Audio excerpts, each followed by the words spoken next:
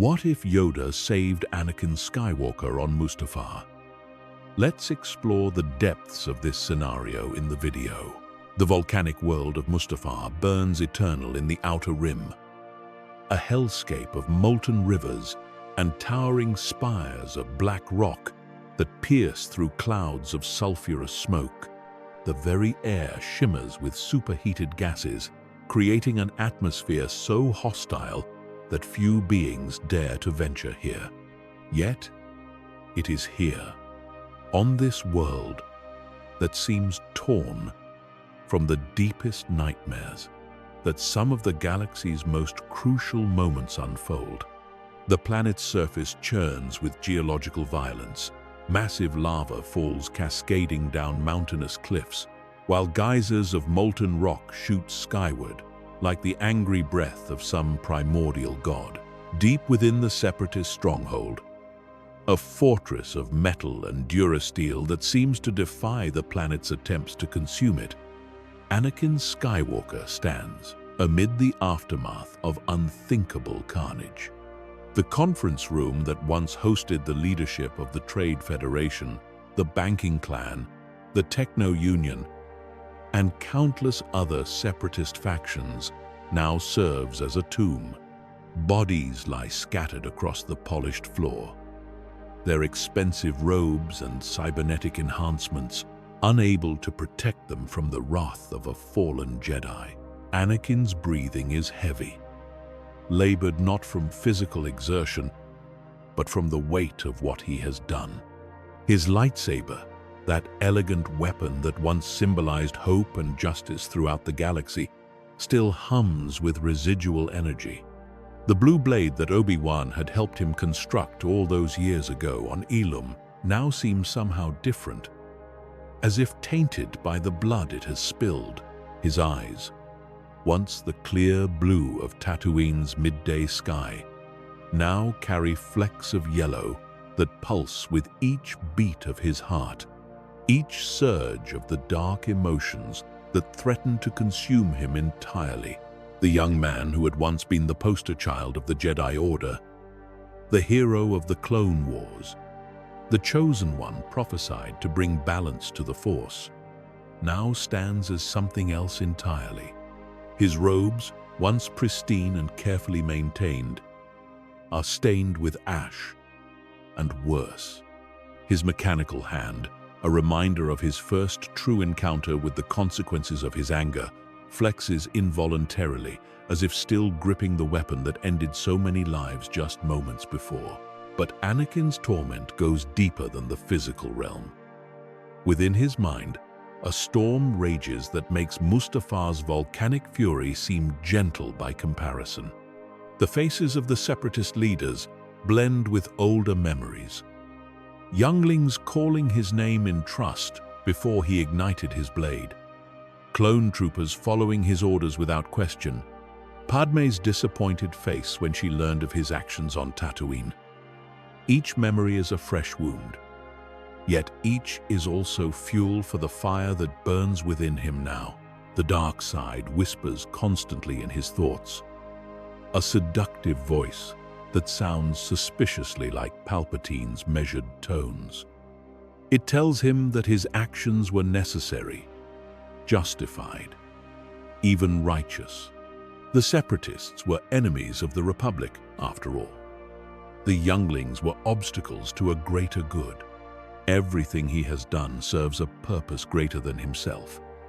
The salvation of Padme, the woman he loves more than life itself, more than the Jedi Code, more than his own soul.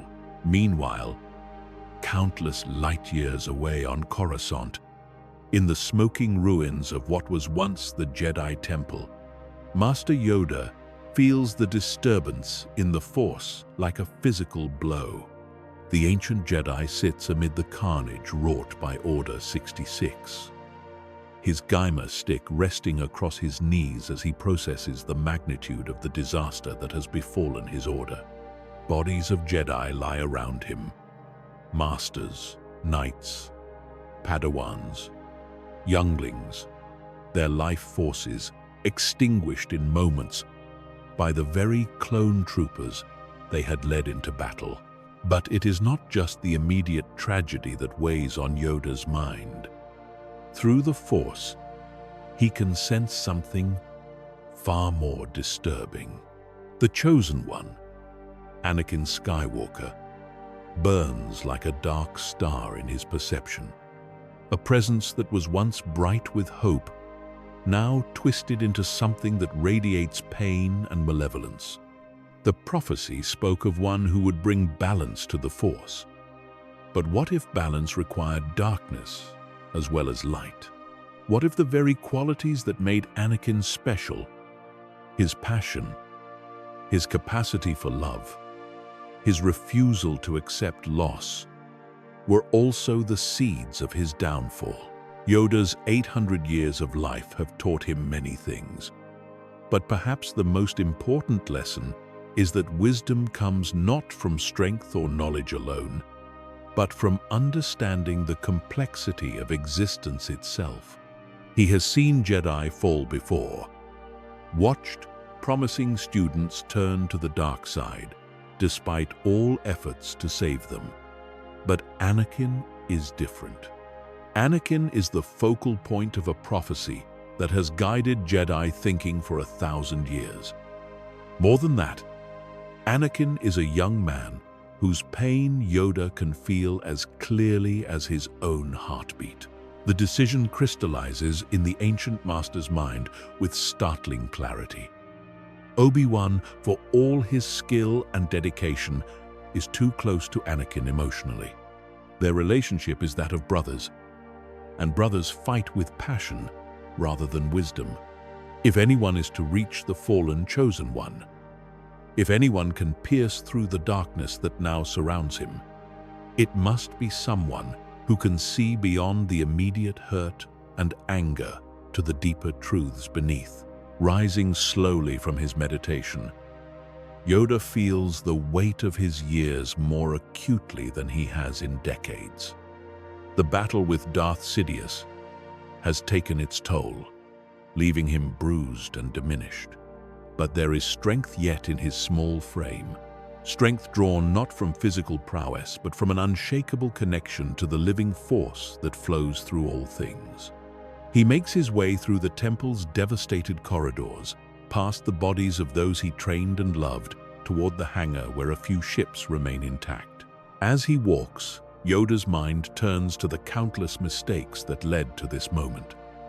The Jedi had become too rigid, too certain of their own righteousness. They had forgotten that the Force was not a tool to be wielded, but a living entity to be respected and understood.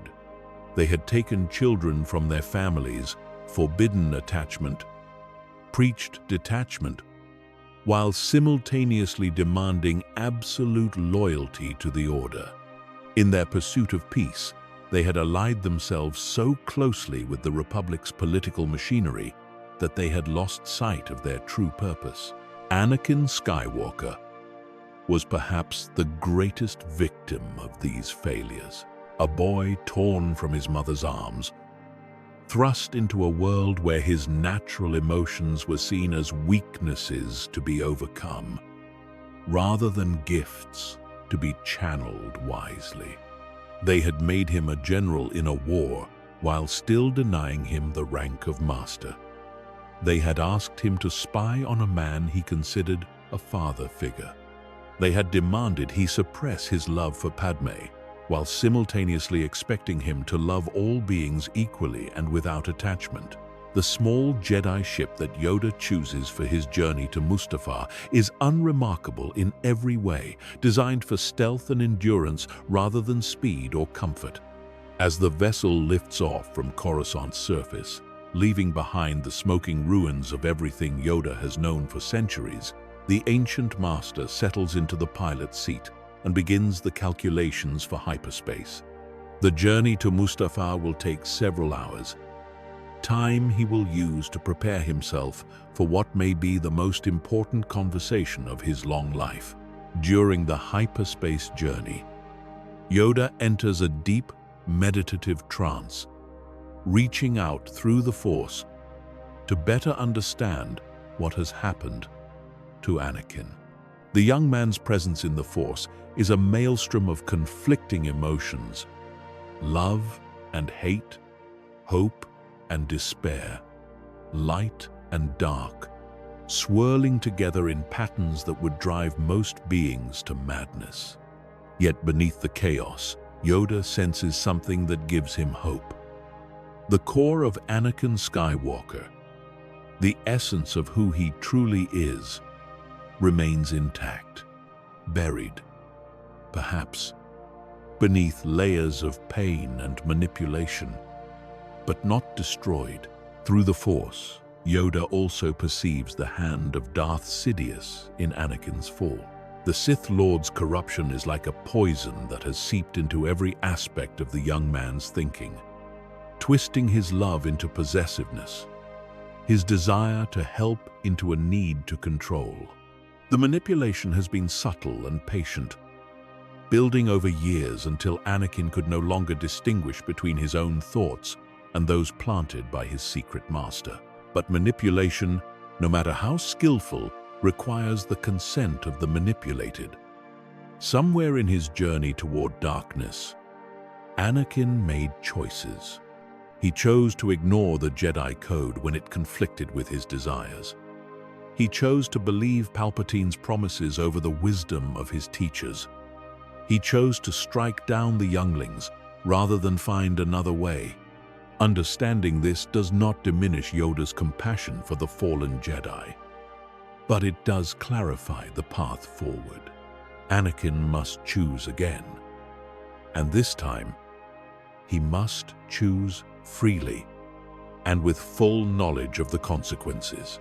As the ship drops out of hyperspace above Mustafar, Yoda feels the planet's dark side presence, like a physical weight pressing against his consciousness.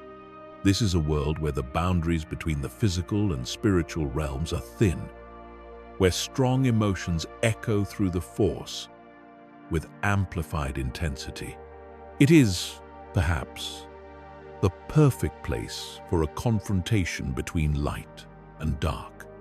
But it is also treacherous ground where a single misstep could lead to disaster. The Separatist stronghold appears on the ship's sensors, a geometric blight against the planet's chaotic landscape. Yoda can sense Anakin's presence there, burning like a beacon of pain and rage, but he can also sense something else: uncertainty. The young man who has committed such terrible acts is not yet fully lost to the dark side. There is still time, still hope, if Yoda can find the right words to reach him.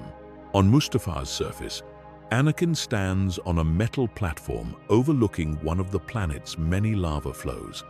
The heat is oppressive, even through his environmental suit, but he barely notices the physical discomfort. His mind is consumed with thoughts of Padme, with the visions that have haunted his sleep for weeks now. He sees her dying in childbirth, crying out his name as life leaves her body.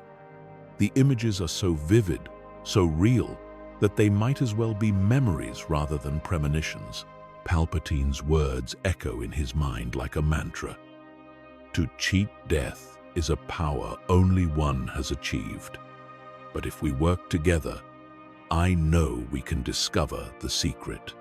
The promise of that power, the possibility of saving Padme from the fate that seems to await her, has driven Anakin to acts he once would have considered unthinkable.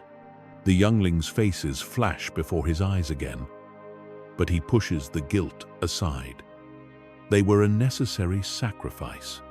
Everything he has done, everything he will do, serves the greater purpose of protecting the woman he loves.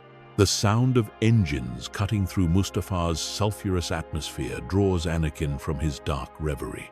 He turns, expecting to see Padme's ship as she comes to collect him for their planned escape to the Outer Rim. Instead, he sees an unfamiliar vessel, small and unassuming, settling onto the platform with practiced precision. The ship's ramp extends with a mechanical hiss, and through the heat shimmer that rises from the metal surface, a figure emerges that makes Anakin's breath catch in his throat. Master Yoda walks slowly down the ramp, his ancient Gaimer stick tapping against the metal with each measured step. Despite his small stature, his presence seems to fill the entire platform, bringing with it a sense of calm that feels almost alien in this place of fire and chaos. The contrast between the Jedi Master's serenity and the violence that surrounds them is so stark that for a moment, Anakin questions whether he might be hallucinating. "Young Skywalker," Yoda says, his voice carrying clearly despite the rumble of volcanic activity around them. "Expected to find you here. I did not. Yet, sense your pain across the galaxy. I could." Anakin's hand moves instinctively to his lightsaber hilt, his body tensing for confrontation. Every instinct screams at him to attack, to eliminate this threat to his plans before it can interfere. Yet something in Yoda's demeanor, some quality of genuine sadness in the ancient master's eyes, gives him pause. "Master Yoda," Anakin replies, his voice hoarse from the sulfurous air and his own internal turmoil. "I didn't expect to see you either. I thought you were dead. The temple..." "Attacked it was, yes," Yoda confirms, moving closer with that same deliberate pace. "Many good Jedi died there. Younglings, Padawans, Masters, all cut down by those they trusted. Feel their deaths in the Force, do you?" The question hits Anakin like a physical blow. He does feel them, their life forces winking out one by one as the clone troopers carried out their secret orders. But among those deaths are others, deaths that he caused personally, deaths that he cannot blame on Palpatine or Order 66 or anyone else. "The Jedi had to fall," Anakin says, but his voice lacks conviction. "They were corrupt, blind to the truth. They would have destroyed the Republic." "Destroyed the Republic?" Yoda's ears twitch slightly, a sign of deep consideration. "Or perhaps too close to the Republic we had become. Lost our way. The Jedi had, yes, but destroyed the Republic we would not have." Yoda takes another step closer, and Anakin can feel the ancient master's presence in the Force more clearly now. There is no anger there, no condemnation, only a profound sadness mixed with something that might be hope. It is not what Anakin expected, and the cognitive dissonance makes his grip on his lightsaber tighten. "You don't understand," Anakin says, his voice rising with emotion. "You can't understand. You've lived for 800 years, but you've never loved someone the way I love Padme. You've never faced the choice between duty and heart, between the code and life itself. Think you do? That love is a weakness?" Yoda asks, settling onto a piece of debris with the fluid grace that belies his age. "Wrong you are. Love, the strongest force in the galaxy at Island. But, understand, love, you do not." The statement ignites Anakin's anger like a spark to tinder. "Don't lecture me about love.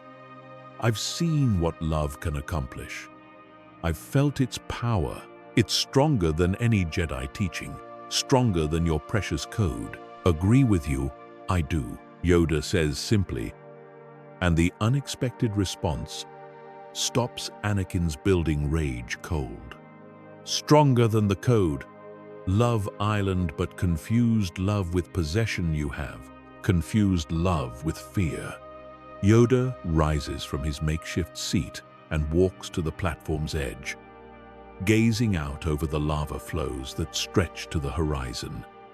Tell me, young Skywalker, what love means to you. The question seems simple, but Anakin finds himself struggling to answer. Images flash through his mind. Padme's smile, her laugh, the way she looks at him when she thinks he's not watching. But intertwined with those memories are others. His need to protect her, his fear of losing her, his determination to control fate itself to ensure her safety. Love means never letting go, Anakin finally says. It means fighting for what matters, no matter the cost. It means having the strength to save those you care about.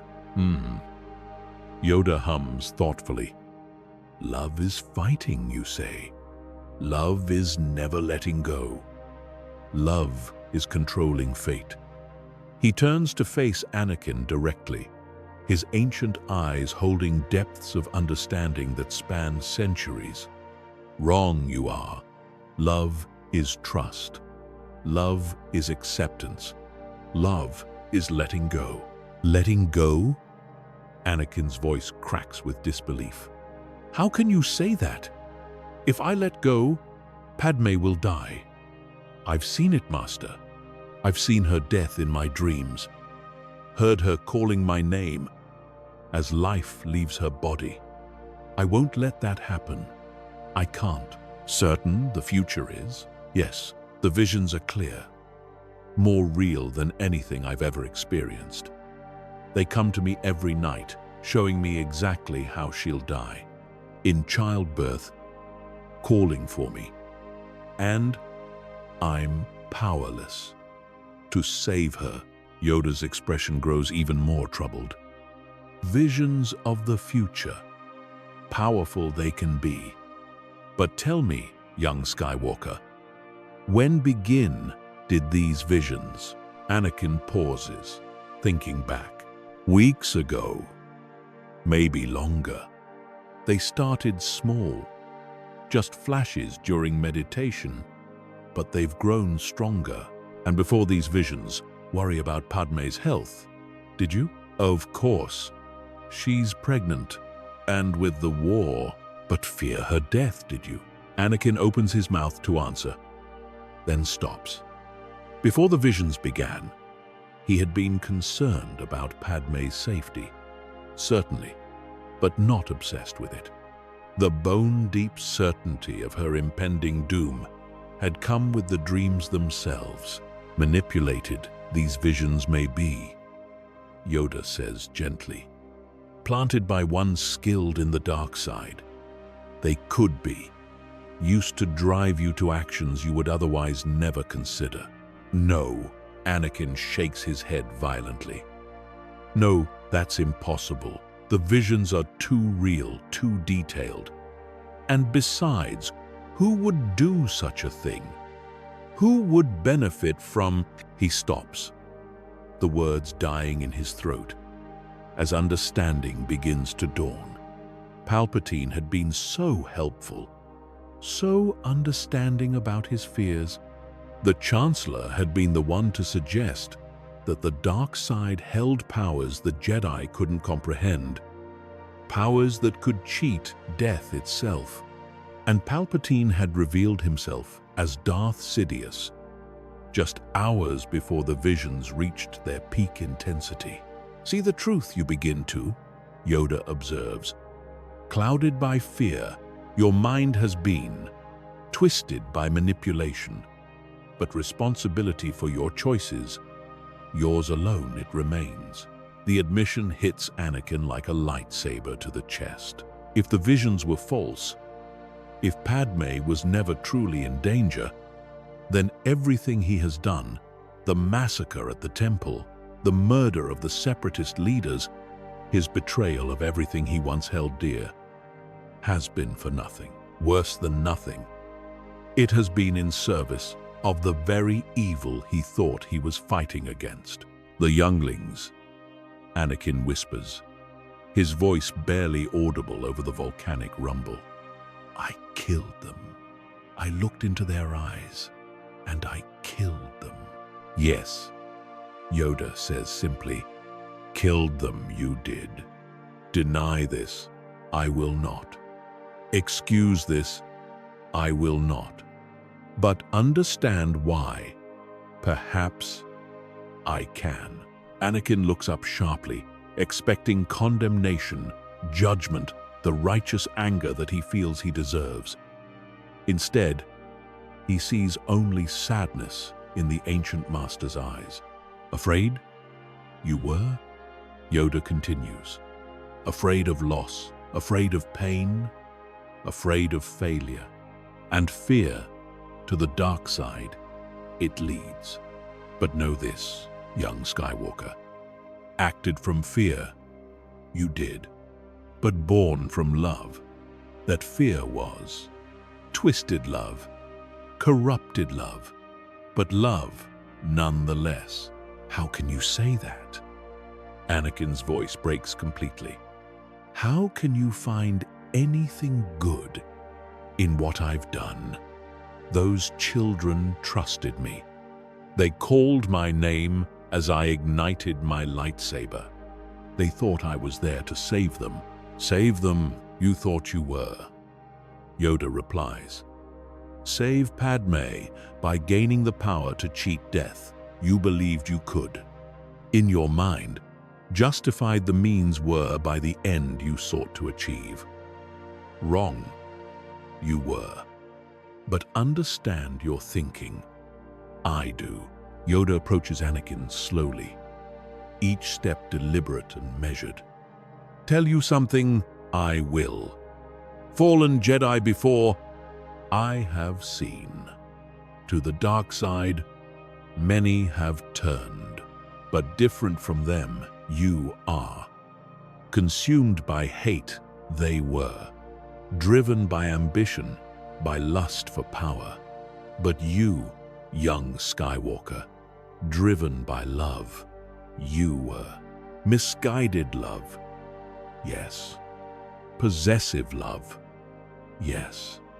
But love, nonetheless. What difference does it make? Anakin asks, his shoulders slumping with the weight of his guilt. Good intentions don't bring back the dead. Love doesn't excuse murder. Excuse. No. Yoda agrees. But explain. Yes. And explanation. The first step to redemption. Island. The word hangs in the air between them like a lifeline thrown to a drowning man. Redemption. The possibility that his fall is not final, that the darkness he has embraced is not permanent. It seems too much to hope for, too good to be true, after everything he has done. How? Anakin asks, the single word containing all his desperation, his longing, his fragile hope. How is redemption possible after what I've done? Easy. Redemption is not, Yoda warns. Quick, it is not. Guaranteed, it is not. But possible, yes. Always possible. Redemption is for those who truly seek it. Yoda raises his hand, and Anakin feels the ancient master's presence in the Force more clearly than ever before. But instead of the gentle probing he expects, he is suddenly overwhelmed by a flood of memories and experiences that are not his own. He sees through Yoda's eyes, feels through Yoda's heart, as 8 centuries of joy and sorrow wash over him in moments. He sees young Jedi that Yoda trained and loved, bright with promise and dedication. He sees them grow, learn, become masters in their own right. But he also sees some of them fall. He feels Yoda's anguish as Count Dooku, once a beloved apprentice, turns to the dark side. He experiences the master's grief as other students make choices that lead them away from the light, despite all efforts to save them. But most powerfully, Anakin feels Yoda's love for each of them, not the detached compassion that the Jedi Code prescribed, but genuine affection that persisted even after they had fallen. He sees that Yoda never stopped hoping for their return, never stopped believing in the possibility of their redemption. "Feel my pain, you can," Yoda says as the Force sharing ends, leaving Anakin gasping and disoriented. "But feel also my hope. Lost students before, I have had. Failed them, I have. But given up on them, I never have. Given up on you, I will not." Anakin stares at the ancient master with new understanding. Yoda's offer of redemption is not abstract or theoretical. It comes from hard-won experience, from a heart that has been broken many times, but has never allowed itself to become hardened by that pain. "Why?" Anakin asks. "Why would you help me after everything I've done? I've destroyed the Jedi Order. I've killed children. I've betrayed everything you've spent your life building." "Because," Yoda says simply, "choose to see you as you truly are. I do. Angry, yes. Frightened, yes. Guilty of terrible acts, yes. But evil? No. Lost, you are. Confused, you are. But evil, you are not." The distinction seems crucial to Yoda in a way that Anakin doesn't fully understand yet. But he can sense the truth in the ancient master's words, can feel the certainty that underlies them. Despite everything he has done, despite the darkness he has embraced, Yoda still sees something worth saving in him, the Chosen One. "You are," Yoda continues. "Bring balance to the Force. The prophecy says you will, but understand the prophecy. None of us truly did. Thought we did. That balance meant the destruction of the Sith. But perhaps means something else. It does." "What do you mean, balance?" Yoda muses, his gaze distant. "Light and dark. Both sides of the Force they are. Destroy the dark side. True balance that is not. Control the dark side.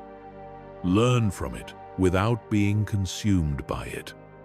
Perhaps that is what the Chosen One must do." The idea is revolutionary, contrary to everything Anakin has been taught about the Force. The Jedi way has always been to reject the dark side completely, to avoid any contact with its seductive power. But Yoda is suggesting something different. Not avoidance, but mastery. Not ignorance, but understanding. "You've touched the dark side," Yoda observes. "Felt its power, you have. Know its temptations, you do. And yet, despite all you have done, to the dark side completely, you have not fallen. Why do you think that is?" Anakin considers the question seriously. He has indeed embraced the dark side's power, has allowed it to flow through him as he struck down his enemies. But even in his darkest moments, even as he slaughtered the innocent, some part of him had remained separate from the darkness. Some core of his being had watched in horror, had wept for what he was doing, even as he continued to do it. "I don't know," he admits. "It felt like I was watching someone else, like my body was moving without my permission. I wanted to stop, but I couldn't. Possessed by the dark side." "You were not," Yoda corrects gently. "Influenced by it, yes. Driven by it, yes. But consumed, no. And why? Because love, stronger than hate it. Island, Your love for Padme, twisted though it became, protected you from complete corruption.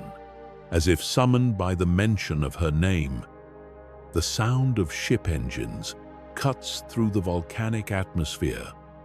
Once again, this time, Anakin recognizes the sleek lines of Padme's personal cruiser as it settles onto the platform near Yoda's smaller vessel.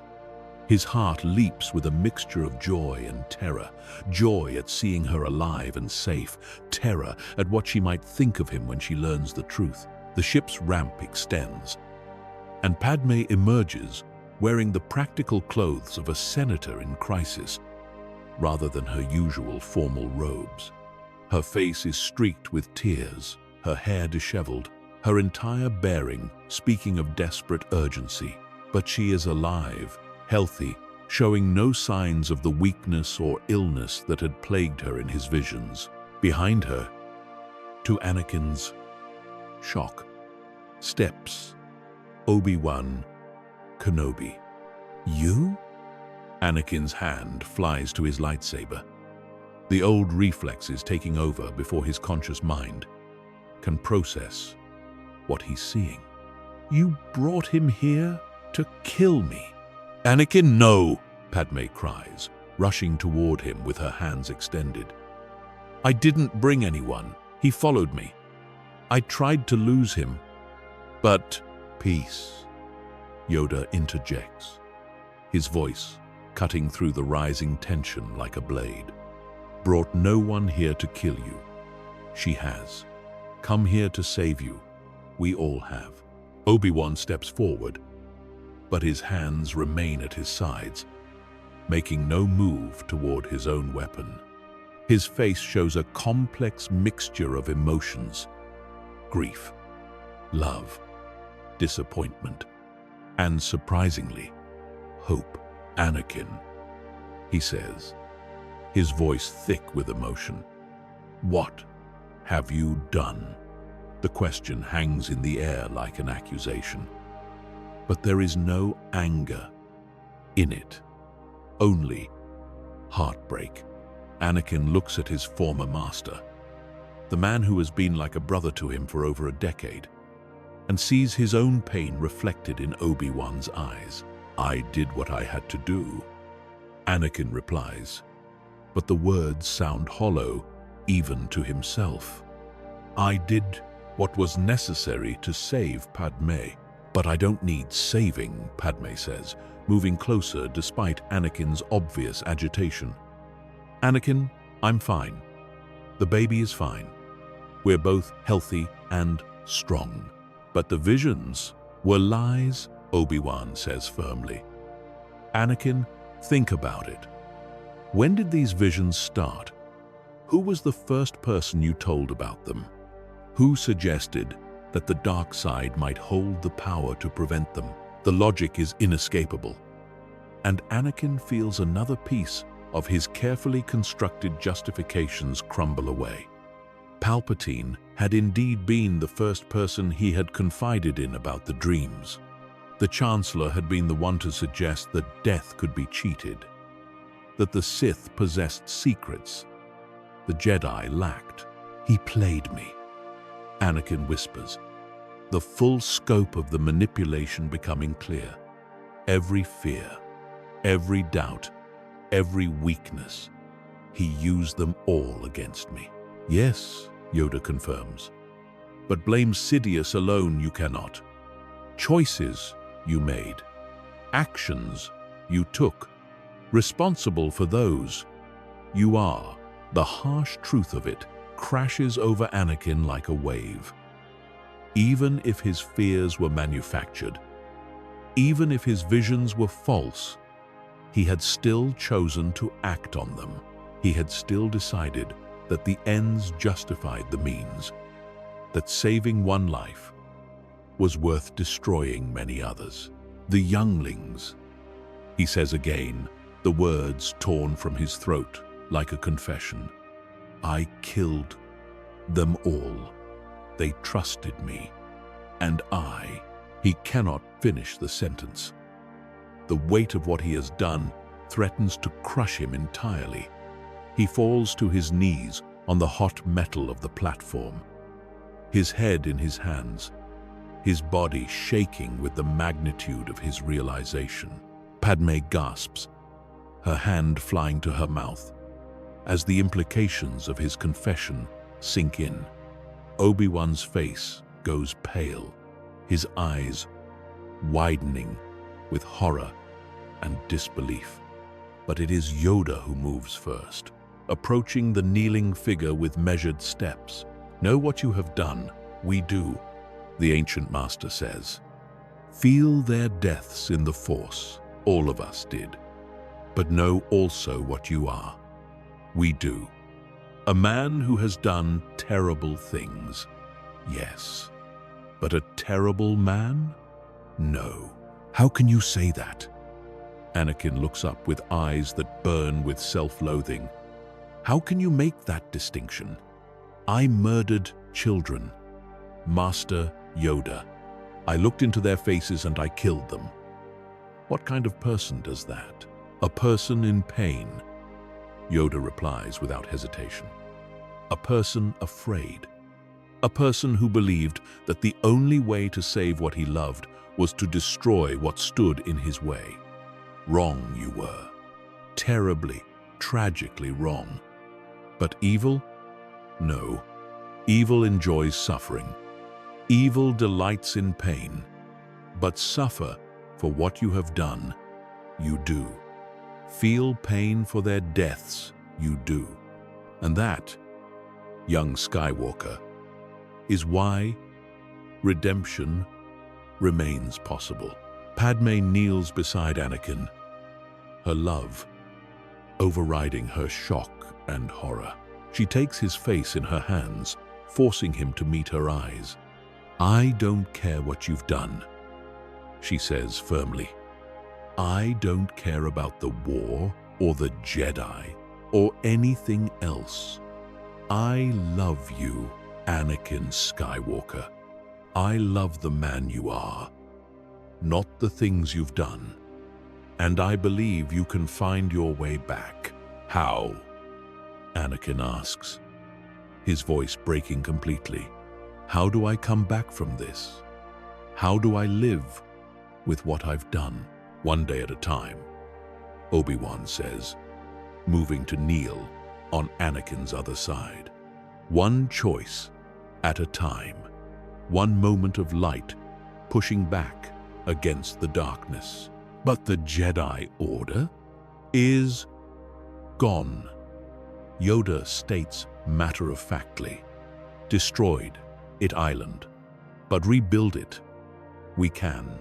Differently, we must do it. Learn from our mistakes, we will. And help us in that task, you can." The suggestion seems absurd to Anakin. How can someone who has betrayed everything the Jedi stand for possibly help rebuild the Order? How can a child killer become a teacher of peace and justice? "Feel your doubt, I do," Yoda says, sensing his thoughts. "But understand something you must. Fallen as far as you have, no one else has, and returned to tell of it. Know the dark side as you do, no other Jedi can. And that knowledge, valuable it will be, in training others to resist its call. You want me to teach, want you to heal first. I do," Yoda corrects. "Want you to find peace with what you have done. I do. Want you to learn to forgive yourself, as we have already begun to forgive you. I do. But yes, eventually, teach you could. Teach others how easy it is to fall, how subtle the dark side's influence can be, how important it is to face one's demons rather than ignore them." The idea plants a seed of hope in Anakin's heart, but it is quickly overwhelmed by more immediate concerns. Palpatine is still out there. He's the Emperor now. and he commands the entire clone army.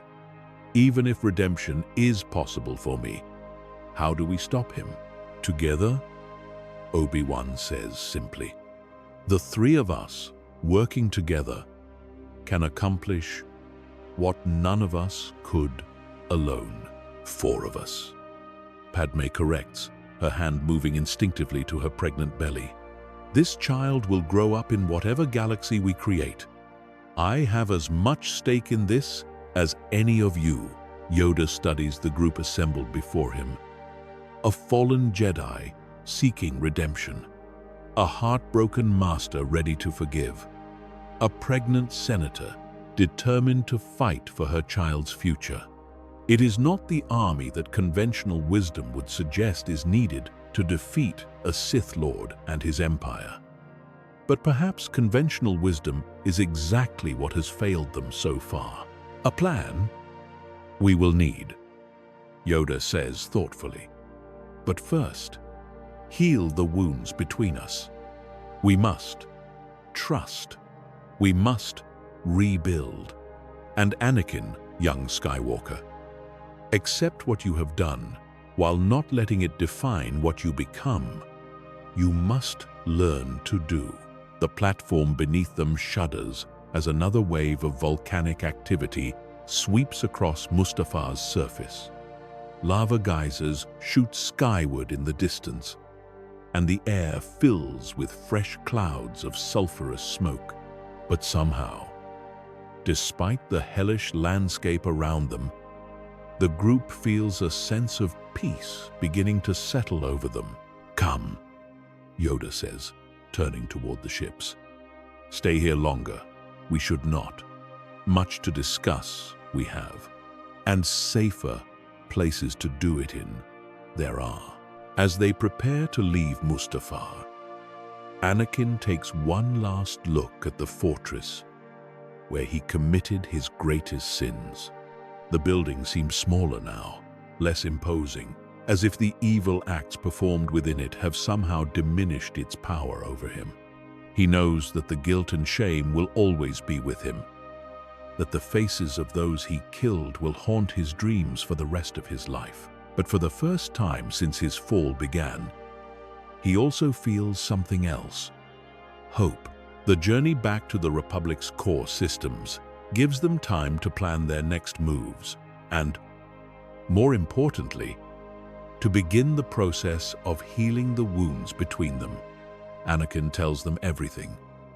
His relationship with Palpatine, the manipulation he endured, the gradual corruption of his thinking that led to his fall. The confession is painful for all of them, but it is also necessary. Obi-Wan, in turn, shares his own guilt over failing to see the signs of Anakin's growing darkness.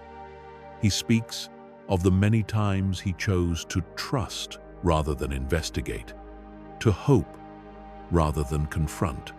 His words help Anakin understand that he is not the only one carrying the weight of failure. Padme reveals her own struggle with the knowledge of Anakin's actions.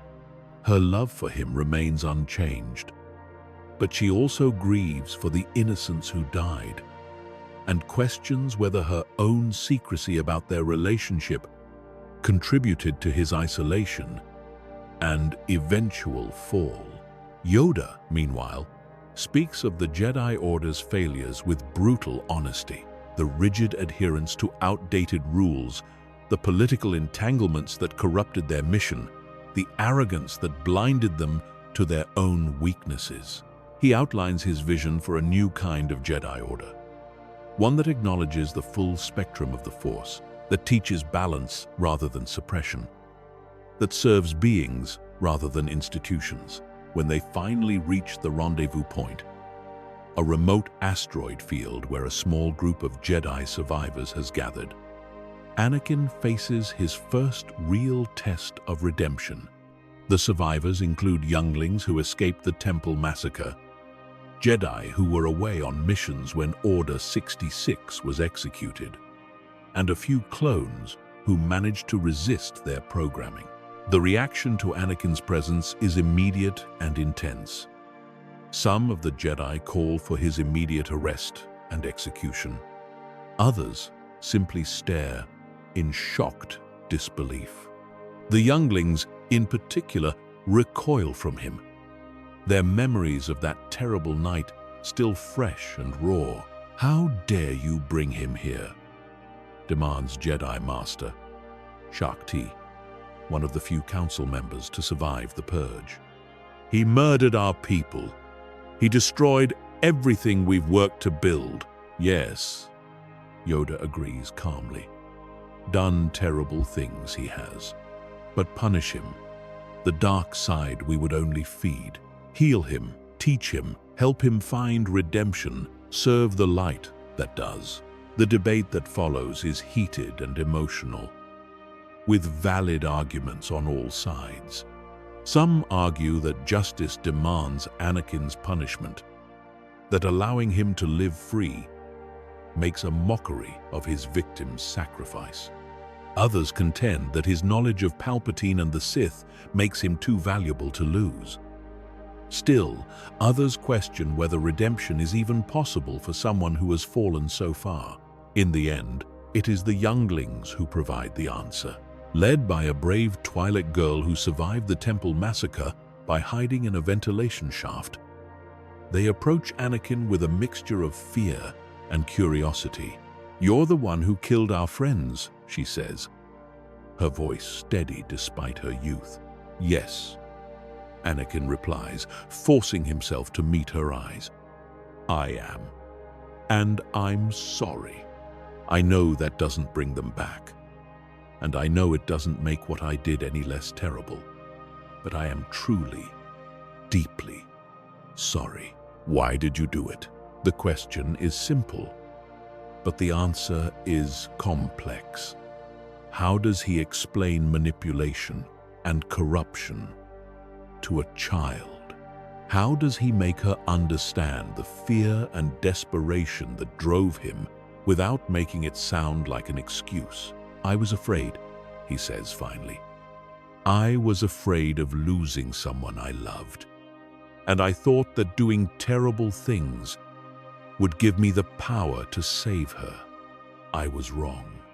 And because I was wrong, good people died." The girl studies him for a long moment, her large eyes seeming to see straight through to his soul. Then, to everyone's amazement, she extends her small hand toward him. "My master taught me that the Force flows through all living things," she says. "That means it flows through you too, even now. And the Force is light, not darkness. So maybe, if you try really hard, you can find the light again." The simple wisdom of her words breaks something open in Anakin's chest. Tears flow freely down his cheeks as he gently takes her offered hand, feeling the trust she places in him like a sacred responsibility. "I'll try," he promises. "Every day, for the rest of my life, I'll try to be worthy of your forgiveness." The moment becomes a turning point for the entire group. If the younglings can find it in themselves to forgive, if they can see past their trauma to offer hope for redemption, then perhaps the adults can find the wisdom to do the same. The plan they ultimately develop is audacious in its simplicity, yet requires intricate coordination that will test every skill they have learned over decades of training and warfare.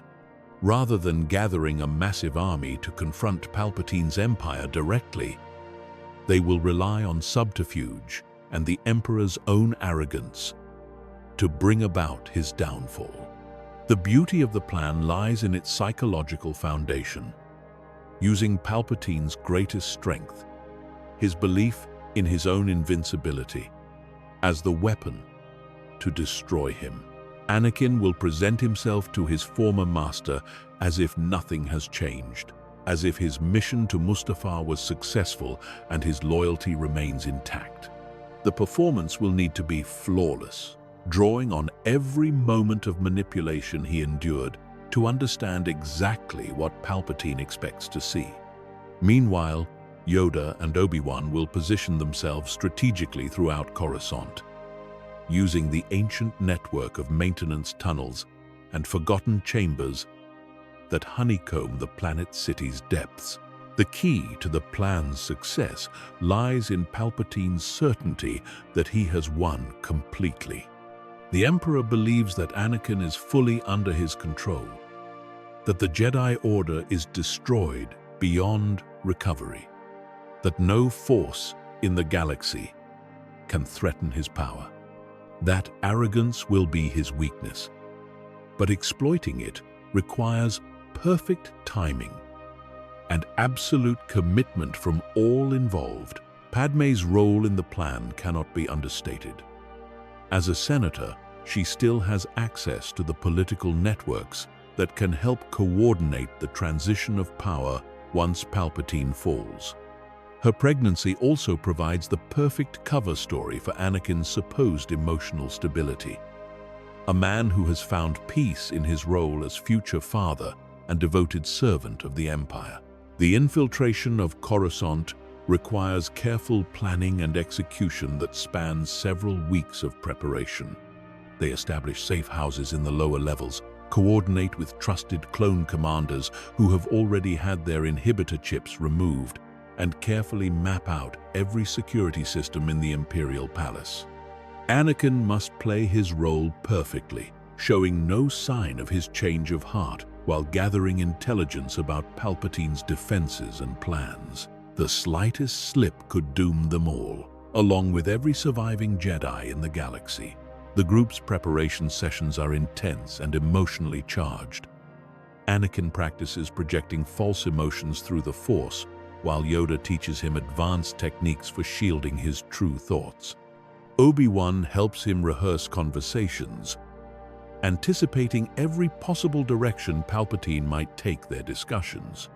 Padmé works on her own performance, learning to hide her knowledge of the plan behind genuine concern for the galaxy's future. One particularly difficult session involves Anakin practicing his response to potential orders to hunt down surviving Jedi.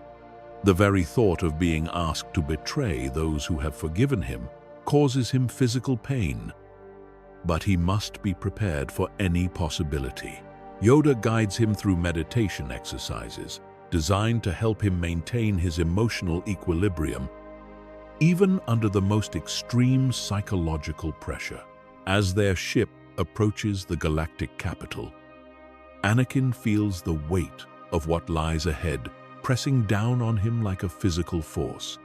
The gleaming spires of Coruscant's skyline stretch endlessly in all directions, a testament to the Republic's former glory and the Empire's current dominance. Somewhere in that vast urban landscape, Palpatine sits in his palace, pulling the strings that control trillions of lives across the galaxy.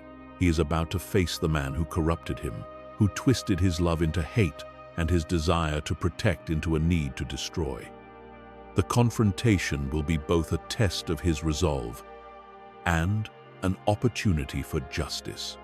But it will also be a reckoning with his own past, a chance to confront the choices that led him to darkness and prove that he has truly found his way back to the light. But he is no longer the angry, frightened young man who fell to the dark side. He has faced the worst parts of himself and found a way forward. He has looked into the eyes of those he wronged and received forgiveness he never thought possible. Most importantly, he has learned to distinguish between love and possession, between protecting and controlling. These lessons will be crucial in the hours to come. The Imperial Palace looms before them as their shuttle receives clearance to land. Its massive structure, a monument to absolute power. The building itself seems to radiate malevolence, the dark side energy that permeates it, making even the air feel thick and oppressive. Anakin can sense Palpatine's presence like a black hole in the Force, drawing everything around it into its gravitational pull of corruption and control. Security is tight but predictable. The Emperor's confidence in his victory has made him complacent about potential threats from within. After all, who would dare to challenge him now that the Jedi are destroyed and the clone army follows his every command? This overconfidence creates the exact opening that Anakin and his allies need. The Emperor's throne room is exactly as Anakin remembers it. Opulent beyond measure, designed with deliberate psychological impact to make visitors feel small and insignificant. Massive columns stretch up toward a domed ceiling painted with scenes of imperial triumph, while holographic displays show the current state of the galaxy under Palpatine's rule.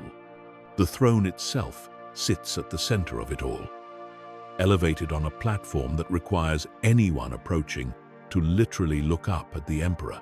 Palpatine sits on his throne like some ancient king, his yellow eyes gleaming with satisfaction as Anakin approaches and kneels before him.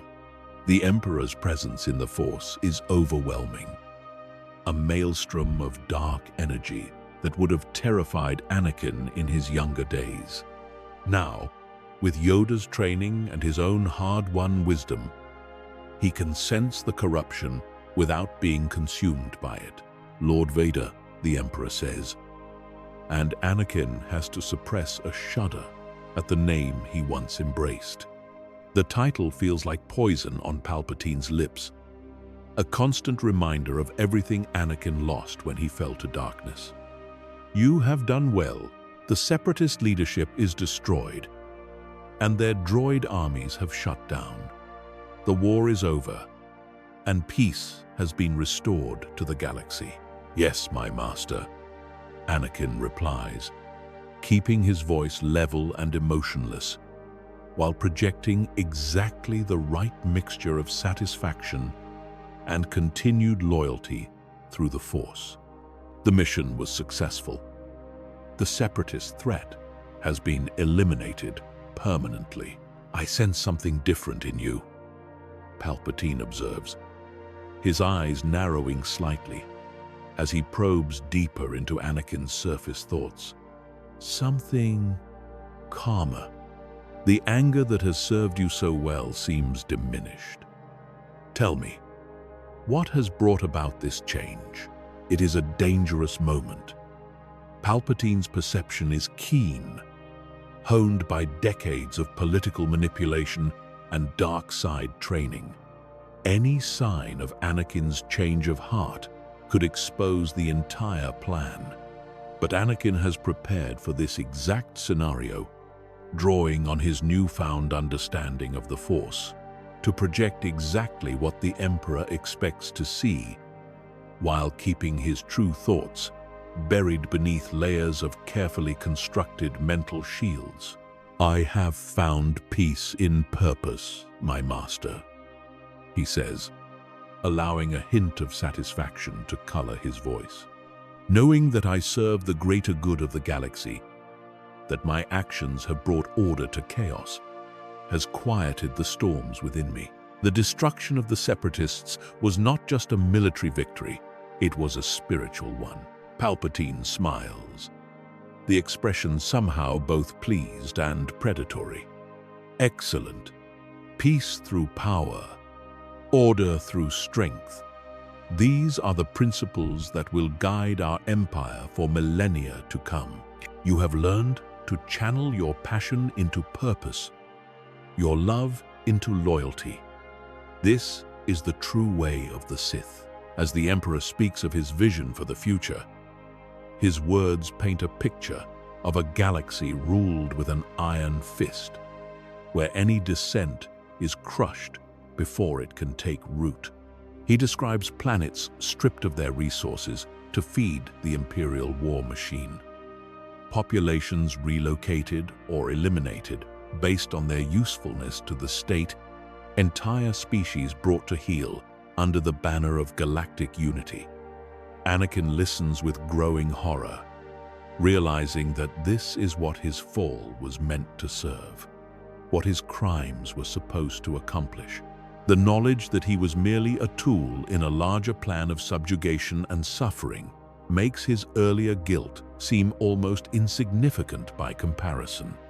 Every life he took, every moral boundary he crossed, every moment of darkness he embraced, was calculated by Palpatine to serve this ultimate vision of tyranny.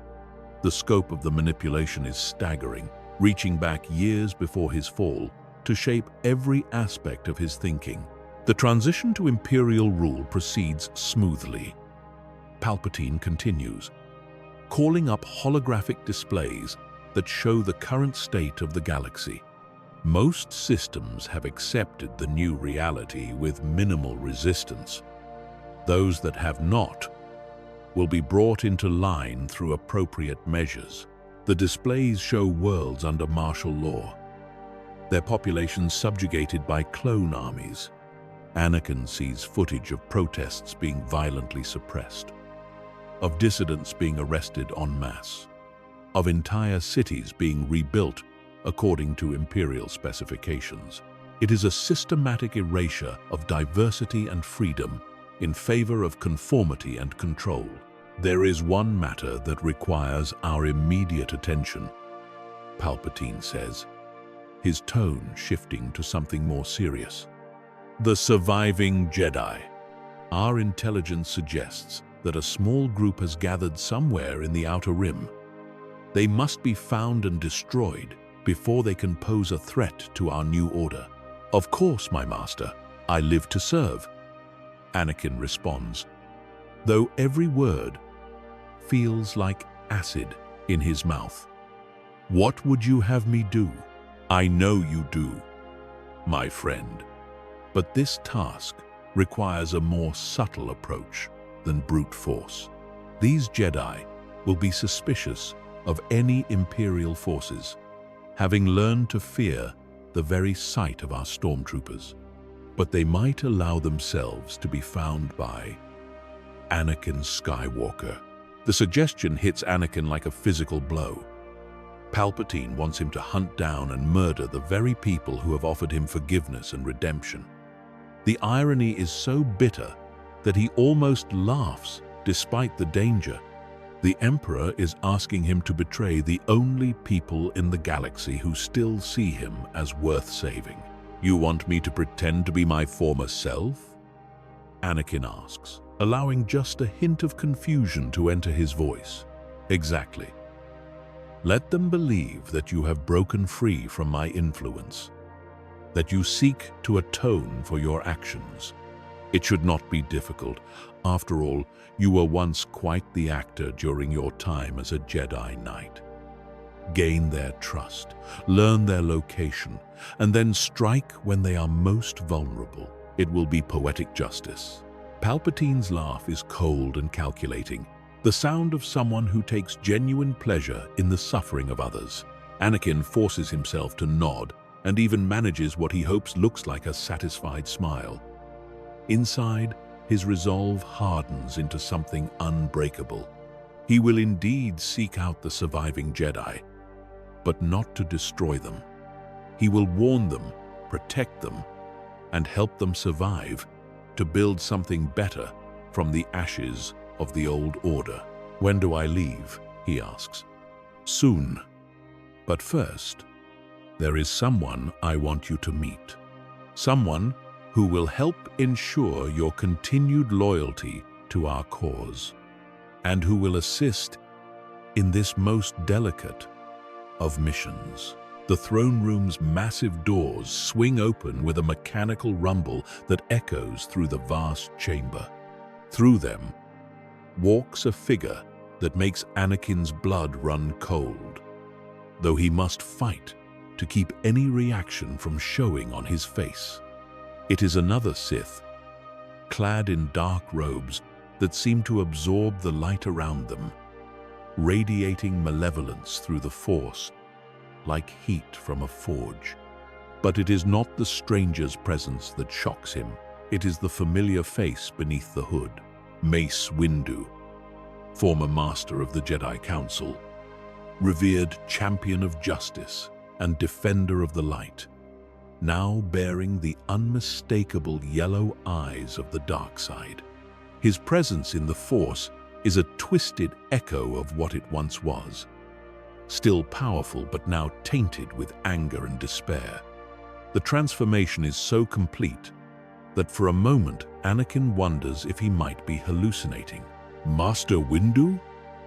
Anakin gasps, his carefully maintained facade cracking for the first time since entering the throne room. "That name no longer has meaning for me," the fallen Jedi replies, his voice carrying the same measured calm it always did, but now with an underlying edge of menace that sends chills down Anakin's spine. "I am Darth Vindictus now, your fellow servant of the Emperor and guardian of the New Order."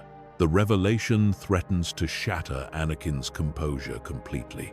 Mace Windu, the embodiment of Jedi righteousness, the master who had once challenged Palpatine directly in this very room, has also fallen to the dark side. The implications are staggering. If someone so strong in the light, so unwavering in his convictions, could be corrupted, what hope is there for anyone? "Surprised, are you?" Palpatine chuckles, clearly enjoying Anakin's shock and the psychological impact of this revelation. "Master Windu proved most being receptive to my teachings once he witnessed the destruction of his precious temple. The realization that his rigid adherence to the code had led to such catastrophe was most illuminating for him. The Jedi way failed," Windu says, his voice filled with bitter conviction that sounds almost like a recitation of often repeated lessons. Our laws, our traditions, our blindness to political reality, it all led to this moment. We were so concerned with maintaining our purity that we lost sight of our purpose. Better to serve order than to perpetuate chaos in the name of righteousness. Anakin struggles to process what he is hearing. This is not the Mace Windu he knew, the master who valued justice above all else, who had been willing to execute Palpatine without trial because he understood the threat the Sith Lord posed. This is someone who has been systematically broken down and rebuilt in Palpatine's image, just as Anakin himself had been. But even as he grapples with the shock, Anakin's mind is racing through the implications for their plan. Windu's presence changes everything.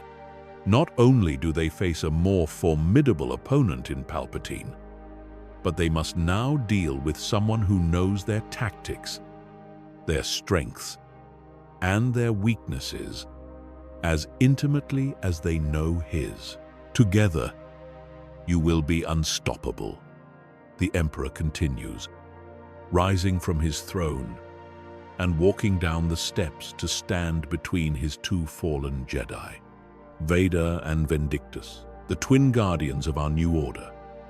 "You complement each other perfectly. Vader's passion and Vindictus's discipline, united in service to the greater good. But first," Palpatine adds, his voice taking on a more serious tone, "you must prove your loyalty by eliminating the last remnants of your former allegiances. The surviving Jedi must be found and destroyed. And who better to accomplish this task than two who know them so well?" The plan becomes clear in its horrifying simplicity. Palpatine intends to send both fallen Jedi to hunt down the survivors, counting on their intimate knowledge of Jedi tactics and philosophy to ensure success. It is a masterstroke of psychological warfare, using the Order's own former members to complete its destruction. The Emperor's strategic brilliance is as impressive as it is terrifying. But as Anakin looks into Windu's transformed face, studying the subtle interplay of emotions behind those corrupted eyes, he sees something that gives him hope. Deep in the fallen master's expression, beneath the yellow corruption of the dark side, there is still pain, still doubt, still, perhaps, a chance for redemption. The revelation that Windu can be saved changes the entire dynamic of their mission. Instead of simply infiltrating Palpatine's inner circle, they now have the opportunity to rescue another fallen Jedi and gain a powerful ally. But it also exponentially increases the risk. One misstep, one moment of insufficient caution, and they could find themselves facing two Sith Lords instead of one. "When do we begin?" Anakin asks, his mind already racing with possibilities for how to turn this development to their advantage. "Immediately," Palpatine replies with obvious satisfaction. "I have prepared a ship for your mission, an advanced reconnaissance vessel, equipped with everything you will need for your hunt. You will search the Outer Rim systematically, leaving no asteroid field or hidden base unexplored. The surviving Jedi must not be allowed to regroup or rebuild. The Emperor activates a holographic display that shows their planned search pattern, a methodical sweep through every system where Jedi might potentially hide. The thoroughness of it is chilling, demonstrating just how seriously Palpatine takes the threat posed by even a handful of survivors. Use whatever methods you deem necessary," Palpatine continues. "Interrogate locals, monitor communications, follow any lead no matter how tenuous. And remember, these Jedi will not hesitate to sacrifice innocent lives to escape justice. Do not allow misplaced mercy to compromise your mission." As they are dismissed from the throne room, Anakin and Windu walk together through the palace corridors in heavy silence. The tension between them is palpable, crackling through the Force like electricity before a storm. Two former allies, now supposedly united in service to the very evil they once fought against, each harboring secrets that could destroy them both. The corridors of the Imperial Palace are a study in intimidation and grandeur. Massive statues of imperial dignitaries line the walls, their faces carved in expressions of stern authority. Holographic displays show the current state of the Empire's expansion, tracking the subjugation of system after system with clinical precision. Stormtroopers stand at regular intervals, their faceless helmets turning to track the two Sith as they pass. It is only when they reach the privacy of their assigned ship, a sleek vessel bristling with advanced sensors and communication equipment, that Anakin takes the greatest risk of his life. The ship's interior is Spartanly functional, designed for extended missions in deep space. As soon as the hatch seals behind them, Anakin activates the vessel's anti-surveillance systems and turns to face his former colleague. "Master Windu," he says quietly, using the forbidden title deliberately and watching carefully for any reaction. "I told you. That name." Windu begins, his hand moving instinctively toward his lightsaber. "Is exactly who you are," Anakin interrupts, stepping closer, despite the obvious danger. "No matter what you call yourself now, no matter what you've done since the temple fell, you are still Mace Windu. You are still a Jedi, and deep down, you know it." Windu's hand moves to his lightsaber hilt, his face twisting with an anger that seems equal parts genuine rage and desperate denial. "You know nothing of what I've endured, of what I've learned. The Jedi way is death, Skywalker. The Jedi way is failure.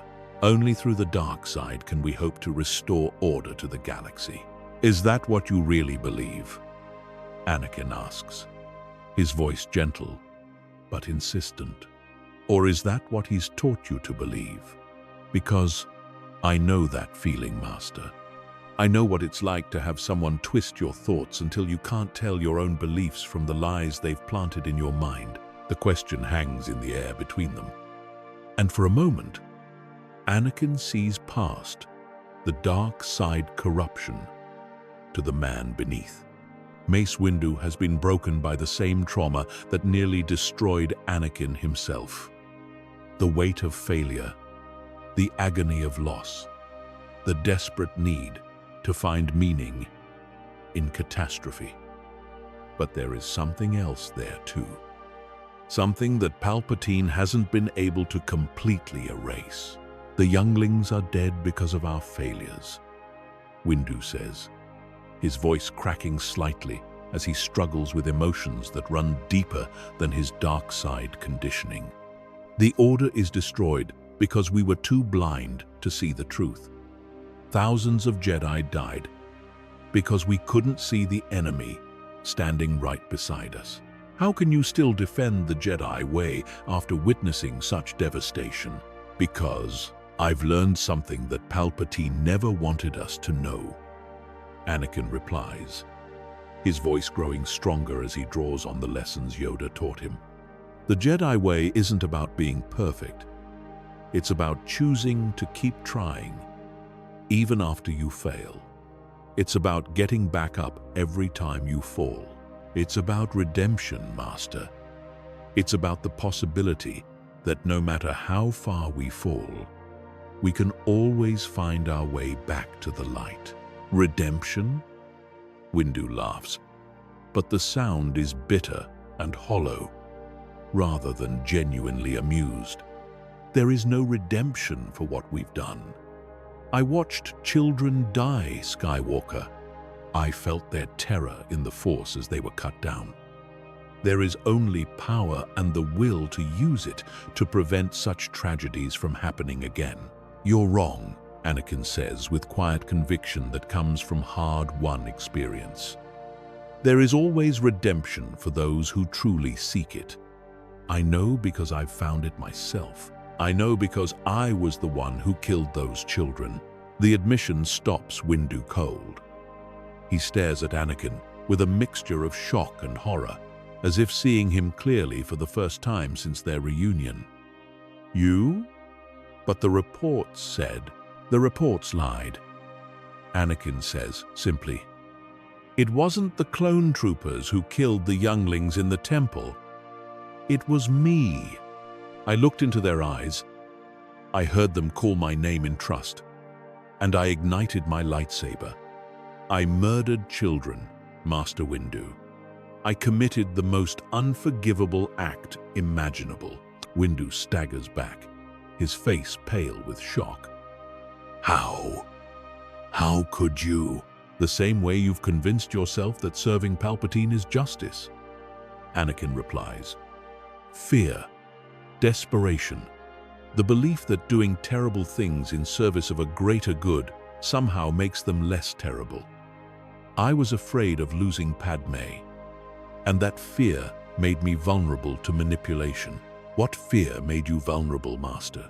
The question cuts to the heart of Windu's fall, and Anakin can see the struggle playing out across the other man's face.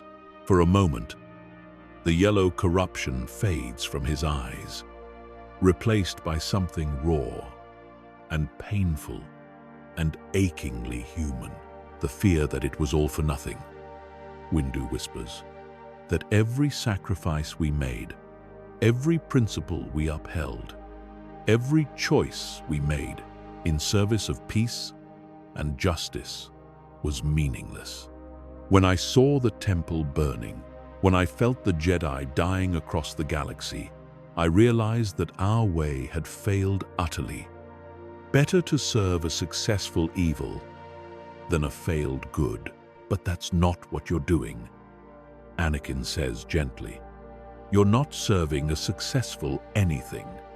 You're serving the same evil that destroyed the Jedi in the first place. Palpatine didn't defeat the Jedi way. He corrupted it, twisted it, used our own virtues against us. And now, he's done the same thing to you.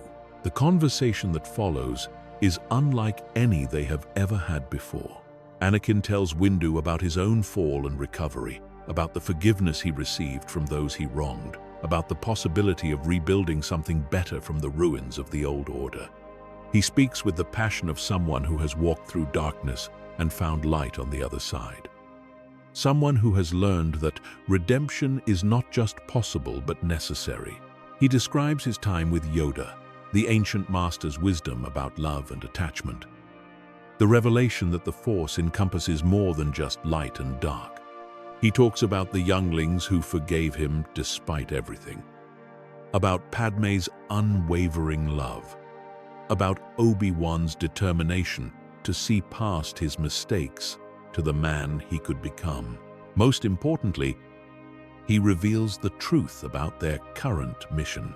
They are not hunting the surviving Jedi to destroy them.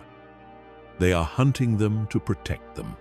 Yoda and Obi-Wan are alive and working to rebuild, gathering survivors and planning for a future beyond Palpatine's tyranny. The plan to infiltrate the Emperor's inner circle is part of a larger strategy to end his reign and restore freedom to the galaxy. Windu listens with growing amazement as Anakin reveals layer after layer of deception and hope. The young man who had once been his most problematic colleague is now offering him something he thought was lost forever. A chance to be more than his failures, to find meaning beyond the darkness that has consumed him. "You're asking me to betray everything I've committed to," Windu says finally. But there is uncertainty in his voice, rather than conviction. "I'm asking you to remember everything you once believed in," Anakin counters. "I'm asking you to choose light over darkness, hope over despair, redemption over revenge. I'm asking you to be Mace Windu again, not Darth Vindictus. And if I can't, if the darkness has gone too deep, then I'll help you find your way back, just like others helped me." Redemption isn't a solo journey, Master. It's something we do together, supporting each other through the hardest parts.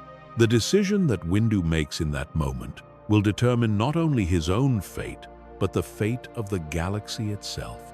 Anakin waits with bated breath as the fallen master struggles with the choice between his new allegiances and his old convictions. The silence stretches between them, heavy with possibility and danger. Finally, slowly, Windu reaches up and pulls back his hood, revealing a face marked by suffering, but not destroyed by it. His hands shake slightly as he removes the Sith amulet from around his neck, the dark side artifact that has been amplifying his negative emotions and clouding his judgment. As the talisman hits the floor, the yellow corruption begins to fade from his eyes, replaced by the deep brown that Anakin remembers from their days training together. "What do you need me to do?" he asks. And in those simple words, Mace Windu reclaims his identity. The next several hours are spent in intense planning and preparation. Windu shares everything he knows about Palpatine's current state of mind, his defenses, his most trusted agents and advisors. The intelligence is invaluable, revealing weaknesses in the Emperor's position that the Jedi never suspected. More importantly, Windu's knowledge of the ancient Sith shrine beneath the Imperial Palace provides them with the perfect opportunity for their final confrontation. The shrine is where Palpatine draws much of his power, but it is also where he is most vulnerable to attack. The dark side energies that strengthen him there can also be turned against him by those who understand their nature. The reunion of the four Jedi, Anakin, Windu, Obi-Wan, and Yoda takes place in the depths of Coruscant's underworld, in a forgotten maintenance chamber that predates the current city's construction. The emotional weight of the moment is almost overwhelming. These four individuals represent the last hope of the Jedi Order, the final guardians of principles and traditions that stretch back thousands of years. Yoda's eyes shine with unshed tears as he embraces Windu, feeling through the Force the pain and struggle that led to his fall and redemption. Lost you were, but found again you have been. Strong in the Force you remain. Stronger, perhaps, for having walked in darkness and returned to light. Obi-Wan's greeting is more reserved, but no less emotional. The two masters had not always agreed on matters of policy and doctrine, but they had respected each other's dedication to justice. Seeing Windu return to the light feels like receiving back a piece of his own soul. The plan must change now, Obi-Wan observes practically.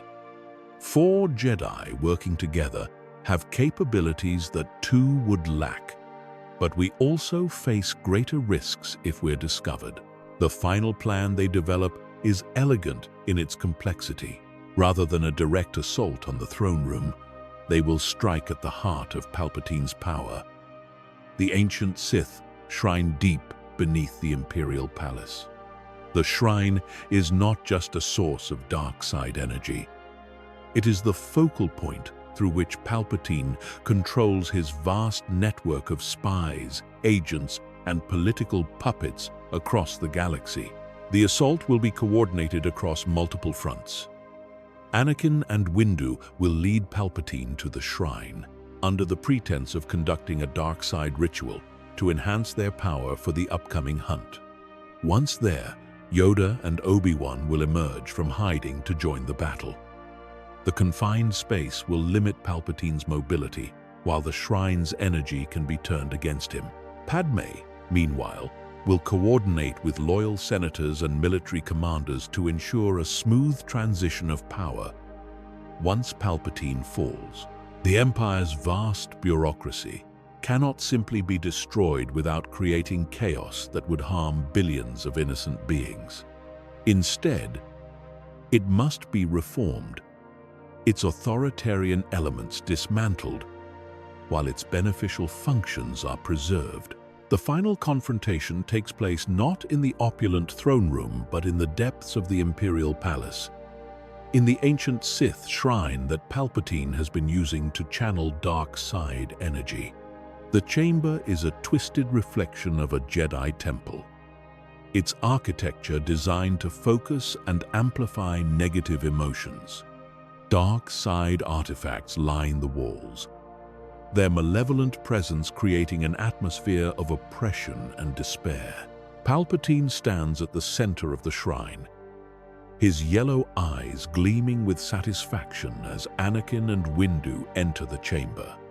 The Emperor's presence in the Force is overwhelming here, fed by centuries of accumulated dark side energy. He believes himself to be at the height of his power, surrounded by loyal servants and protected by impregnable defenses. "My faithful servants return," he says as the 2 Jedi approach, his voice echoing strangely in the shrine's confines. "Have you completed your mission? Have you located the surviving Jedi?" "We have," Anakin replies, and there is truth in his words, though not the truth Palpatine expects. "We have found them, and we have eliminated the threat they pose to your empire." "Excellent. I sense great satisfaction in both of you. The completion of this task marks the true beginning of our reign. Tell me, what resistance did you encounter?" "Less than expected," Windu says, his voice carefully controlled to project the right mixture of satisfaction and contempt. "They were scattered, demoralized, easy prey for those who knew their weaknesses." Palpatine's smile is genuinely pleased. Perfect. With the last of the Jedi eliminated, we can now focus on the true work of building our empire. But first, I believe a celebration is in order. A ritual to mark our triumph and strengthen our connection to the dark side. The Emperor gestures toward a series of ancient artifacts arranged around the shrine's perimeter. These relics have absorbed dark side energy for millennia. Together, we will use them to perform a ritual that will grant us power beyond imagining. Power enough to ensure that no force in the galaxy can ever challenge us again. As Palpatine begins the ritual, his attention focused on the complex interplay of dark side energies. Anakin catches Windu's eye and nods almost imperceptibly. The moment they have been waiting for has arrived. Hidden sensors throughout the shrine detect the activation of concealed lightsabers, but by the time the alarms begin to sound, it is already too late. Yes, Anakin replies, igniting his lightsaber in a blaze of blue light. We have eliminated the threat to your empire. We have eliminated you. The blade springs to life with that familiar snap-hiss sound that has meant hope and justice for 1,000 generations. But it is not alone. Windu's purple saber ignites a heartbeat later, followed by the distinctive hum of Yoda's green blade as the ancient master emerges from concealment. Finally, Obi-Wan's lightsaber adds its blue glow to the others, 4 points of light standing against the darkness. The battle that follows is unlike anything the galaxy has ever witnessed. Palpatine's power is immense, amplified by the shrine's dark side energies and fed by decades of careful preparation. Lightning erupts from his fingertips in torrents that would incinerate a normal being, while telekinetic forces strong enough to crush starships lash out at his opponents. But he faces not just any opponents. He faces 4 Jedi Masters working in perfect harmony. Their combined strength in the Force, creating something greater than the sum of its parts. More importantly, he faces 2 former servants who understand his tactics and techniques intimately, who know his strengths and weaknesses as well as he knows theirs.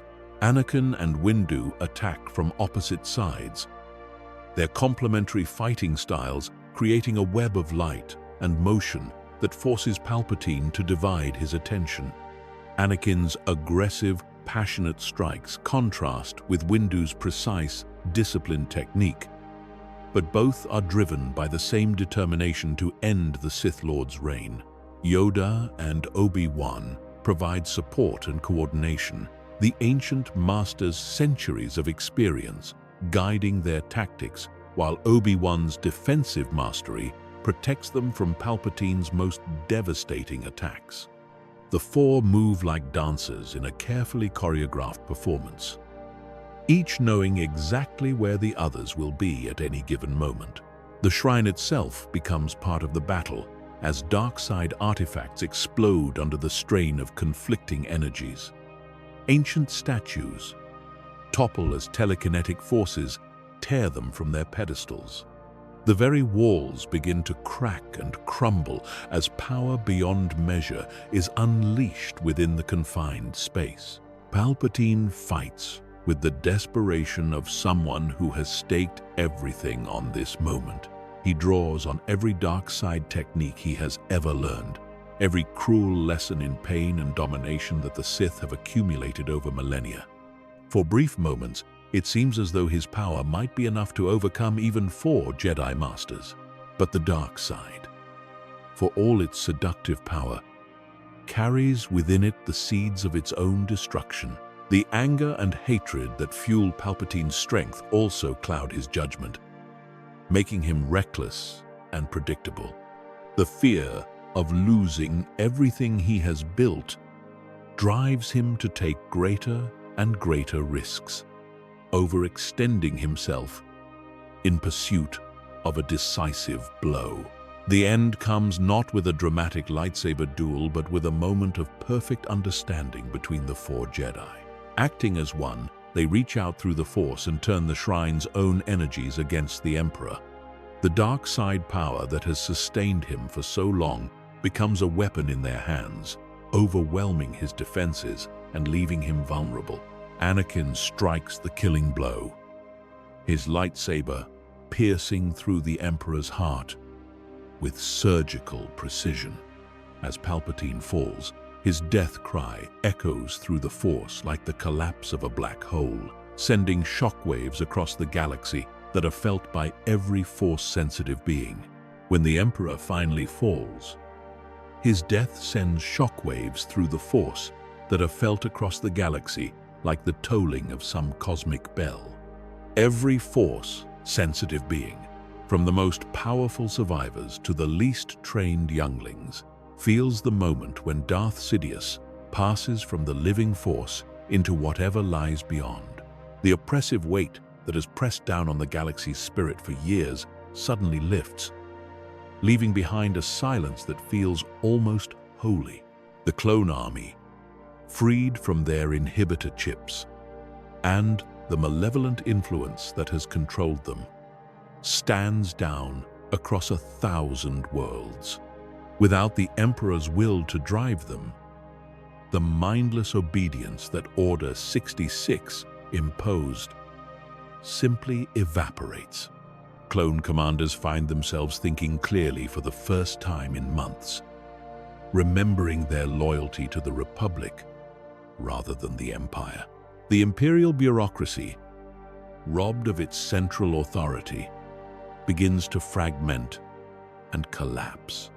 Regional governors and Moffs, their power derived entirely from Palpatine's backing, find themselves facing populations that no longer fear Imperial retribution. Some attempt to maintain control through force, but without the Emperor's tactical genius and the clone army's support, these efforts largely fail. In the immediate aftermath, as the galaxy begins the long process of healing from the wounds of war and tyranny, the survivors work to build something new. The task is monumentally complex, requiring not just the dismantling of an authoritarian system, but the construction of something better in its place. It is work that will take decades to complete, but the foundation is laid in these first crucial hours. Padme takes the lead in coordinating the political transition, working with loyal senators and planetary representatives to establish an interim government. Her experience in galactic politics and her untainted reputation make her the natural choice to guide the Republic's restoration. But this will not be a simple return to the old ways. Too much has been learned about the flaws in the previous system. The new Republic that emerges from the Empire's ashes is fundamentally different from its predecessor. Representation is more equitable, with smaller worlds given greater voice in galactic affairs. Corporate influence is strictly limited through comprehensive ethics laws. Most importantly, the military is reformed to prevent any single individual from gaining the kind of power that Palpatine wielded. But perhaps the most significant change is in the relationship between the government and the Jedi Order. Never again will the Jedi serve as generals in a galactic war. Never again will they be so closely tied to political power that their judgment becomes compromised. The new order that Yoda, Obi-Wan, Anakin, and Windu begin to build operates independently, serving the Force and the galaxy's beings rather than any particular government. Not a restoration of the old Republic with its corruption and complacency, but a genuine democracy based on justice and equality. Not a revival of the old Jedi Order with its rigid rules and emotional suppression, but a new understanding of the Force that embraces the full spectrum of sentient experience. The lessons learned from the Clone Wars and the Empire's rise are incorporated into every aspect of the new system. The new Jedi Order takes shape slowly, built on principles of balance rather than extremes. Students are taught to understand their emotions rather than suppress them, to form healthy attachments rather than live in isolation. The Force is presented not as something to be controlled, but as something to be understood and worked with cooperatively. Anakin and Padme's children, Luke and Leia, are born into this new galaxy 3 months after the Emperor's death, growing up not as orphans hidden from their heritage, but as the beloved offspring of heroes who helped save the galaxy from darkness. Their birth is celebrated throughout the Republic as a symbol of hope and renewal, proof that life and love can triumph over death and hatred. They learn about the Force not as something to be feared or suppressed, but as a gift to be understood and used wisely. Anakin trains them personally, drawing on his unique experience of both light and dark to help them understand the full spectrum of the Force's nature. They learn that power comes with responsibility, that strength is meaningless without wisdom, and that the greatest victory is often the one that prevents conflict rather than winning it. Luke grows up to be contemplative and philosophical, drawn to the scholarly aspects of Jedi training. He spends hours in the archives, studying the mistakes of the past to help build a better future. His connection to the Force is strong but gentle, focused on healing and understanding rather than combat. Leia, meanwhile, follows more in her mother's footsteps. Though she also receives Jedi training, she combines political acumen with Force sensitivity in ways that would have been forbidden under the old order. Her path represents a new kind of Jedi, one who serves the galaxy through diplomacy and governance rather than withdrawal from worldly affairs. Anakin himself becomes a teacher unlike any the galaxy has known before, someone who has touched the deepest darkness and returned to tell of it, who can guide others away from the same pitfalls that nearly destroyed him. His students learn not just the techniques of lightsaber combat and Force manipulation, but the deeper truths about choice, responsibility, and redemption. His teaching methods are revolutionary compared to the old order's practices. He encourages students to explore their emotions rather than deny them, to form meaningful relationships rather than live in isolation. Most importantly, he teaches them that falling to darkness is not a permanent condition, that redemption is always possible for those willing to seek it. The classes he conducts often involve frank discussions about his own fall and recovery. He shares the details of his manipulation by Palpatine, his gradual corruption, and the terrible acts he committed in service of what he thought was love. These lessons are painful but necessary, helping students understand how easy it is to lose one's way and how important it is to remain vigilant against the dark side's influence. The dark side isn't something foreign or alien. He tells one group of young Padawans, it's part of all of us. Our anger, our fear, our desire to control outcomes rather than trust in the Force. The goal isn't to eliminate these feelings, but to understand them, to acknowledge them without being controlled by them. Mace Windu, meanwhile, focuses on rebuilding the Order's institutional structures. His experience with both light and dark gives him unique insights into the flaws that led to the old Order's destruction. He works tirelessly to create new traditions and practices that will prevent future Jedi from facing the same pressures and temptations that brought down their predecessors. The new code that emerges from these efforts is radically different from the old one. Instead of "there is no emotion, there is peace," it begins with "emotion is part of life. Peace comes from understanding. Rather than forbidding attachment, it teaches healthy relationship skills. Most importantly, it emphasizes service to life itself rather than adherence to abstract principles. Obi-Wan takes on the role of combat instructor, but his teaching methods have evolved significantly from his younger days. He emphasizes defense over offense, protection over aggression. Students learn that a lightsaber is a tool of last resort, to be used only when all other options have been exhausted. A Jedi's strength lies not in their ability to destroy their enemies, he teaches, but in their ability to turn enemies into friends. The greatest victory is the one that transforms conflict into cooperation. Yoda, despite his advanced age, experiences something of a renaissance in these new circumstances. Free from the political pressures and institutional constraints that had limited his effectiveness as Grand Master, he rediscovers the joy and wonder that had originally drawn him to the Jedi path. His teaching becomes more personal and intuitive, focused on helping individual students find their own unique connection to the Force. The ancient master spends much of his time working with the younglings, helping them develop healthy relationships with their abilities from the very beginning.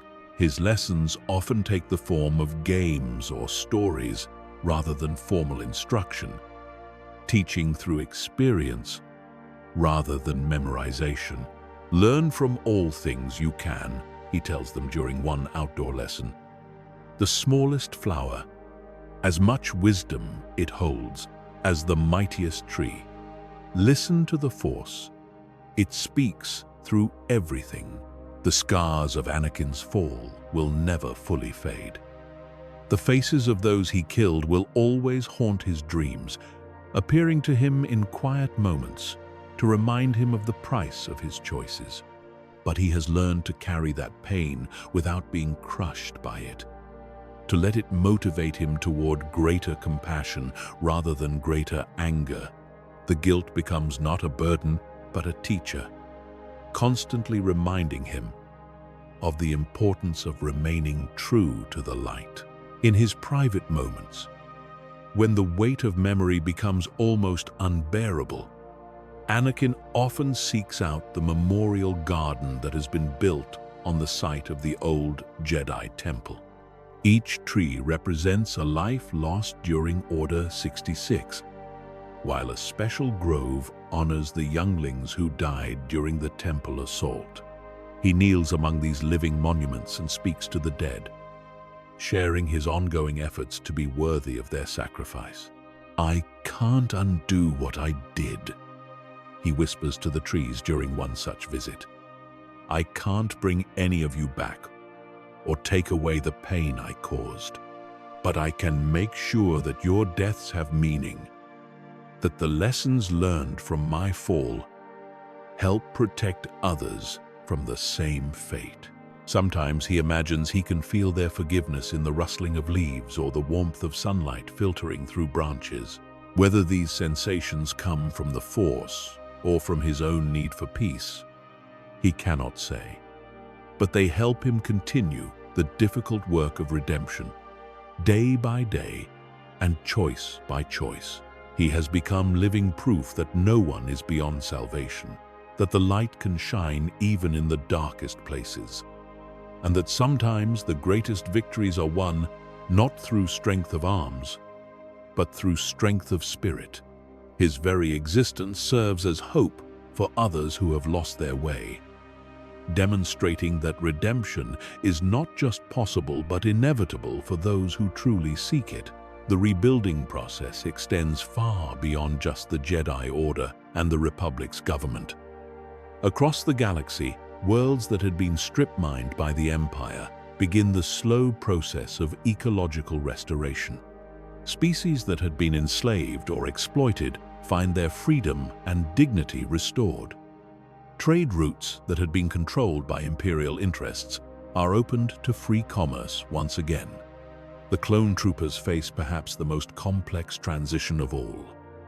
created for war and conditioned for absolute obedience. They must now find their place in a galaxy at peace. Many choose to remain in military service, but under the New Republic's reformed structure that emphasizes protection over conquest, others pursue civilian careers. Their accelerated learning abilities making them valuable in fields ranging from engineering to education.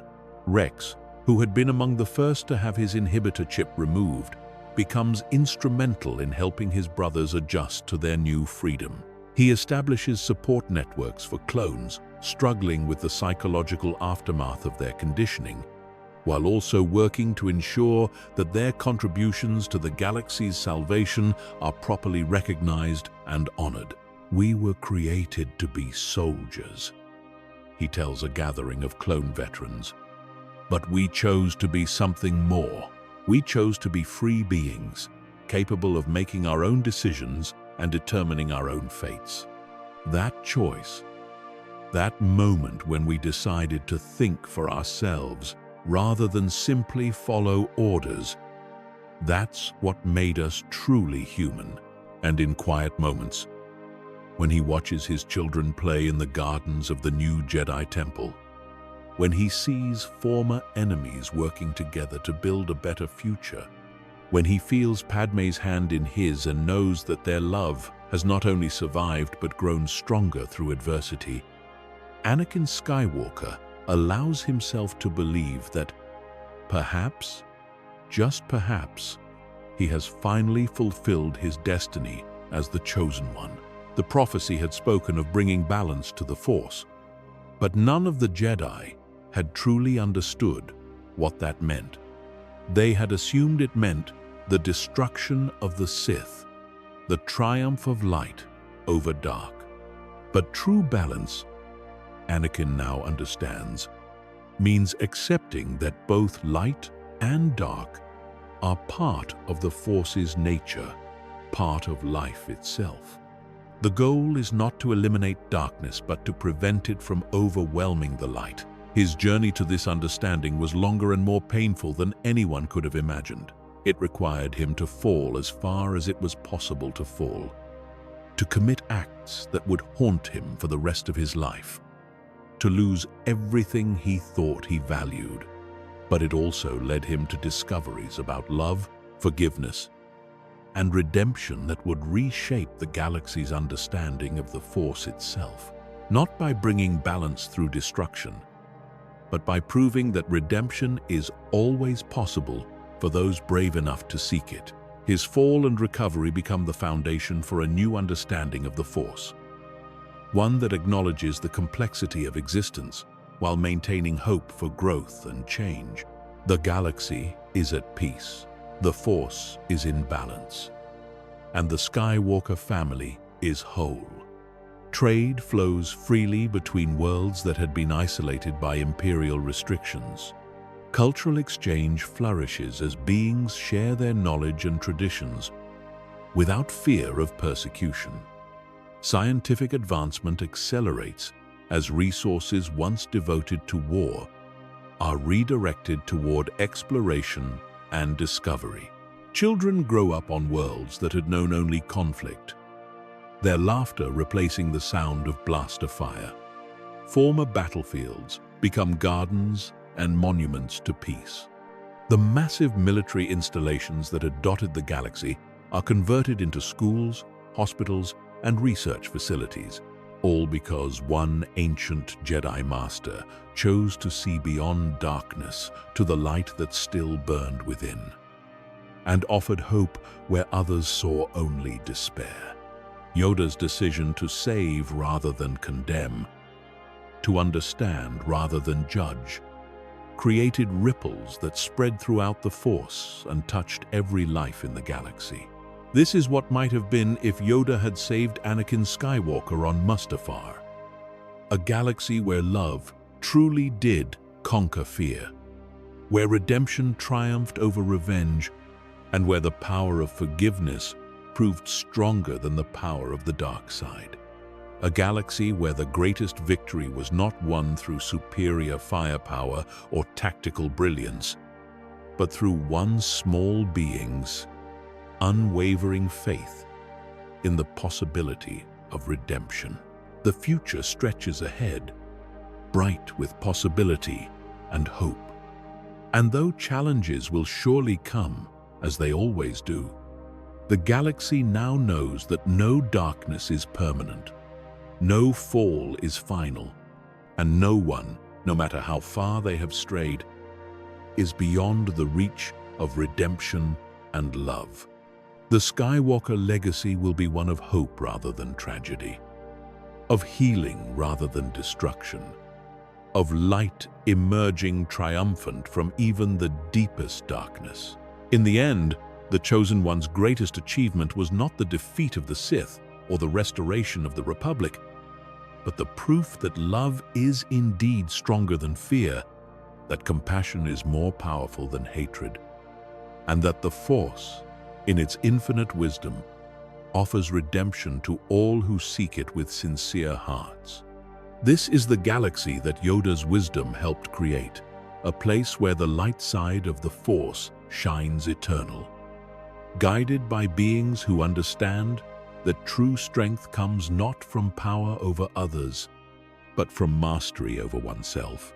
Years flow like rivers across the galactic landscape, each bringing new growth and healing to worlds that had known only conflict.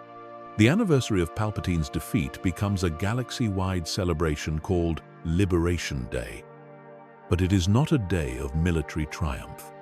Instead, it celebrates the victory of compassion over hatred, of redemption over revenge, of hope over despair. Children born after the Emperor's fall grow up hearing stories not of glorious battles, but of the moment when enemies chose to become friends, when the fallen chose to rise again. The Jedi Archives, rebuilt in a new location that is open to scholars from across the galaxy, contain a special collection known as the Redemption Chronicles.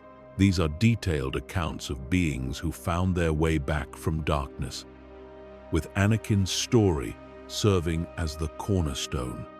Students from universities, academies, and learning centers throughout the Republic visit to study these records, learning that even the greatest failures can become the foundation for the greatest triumphs.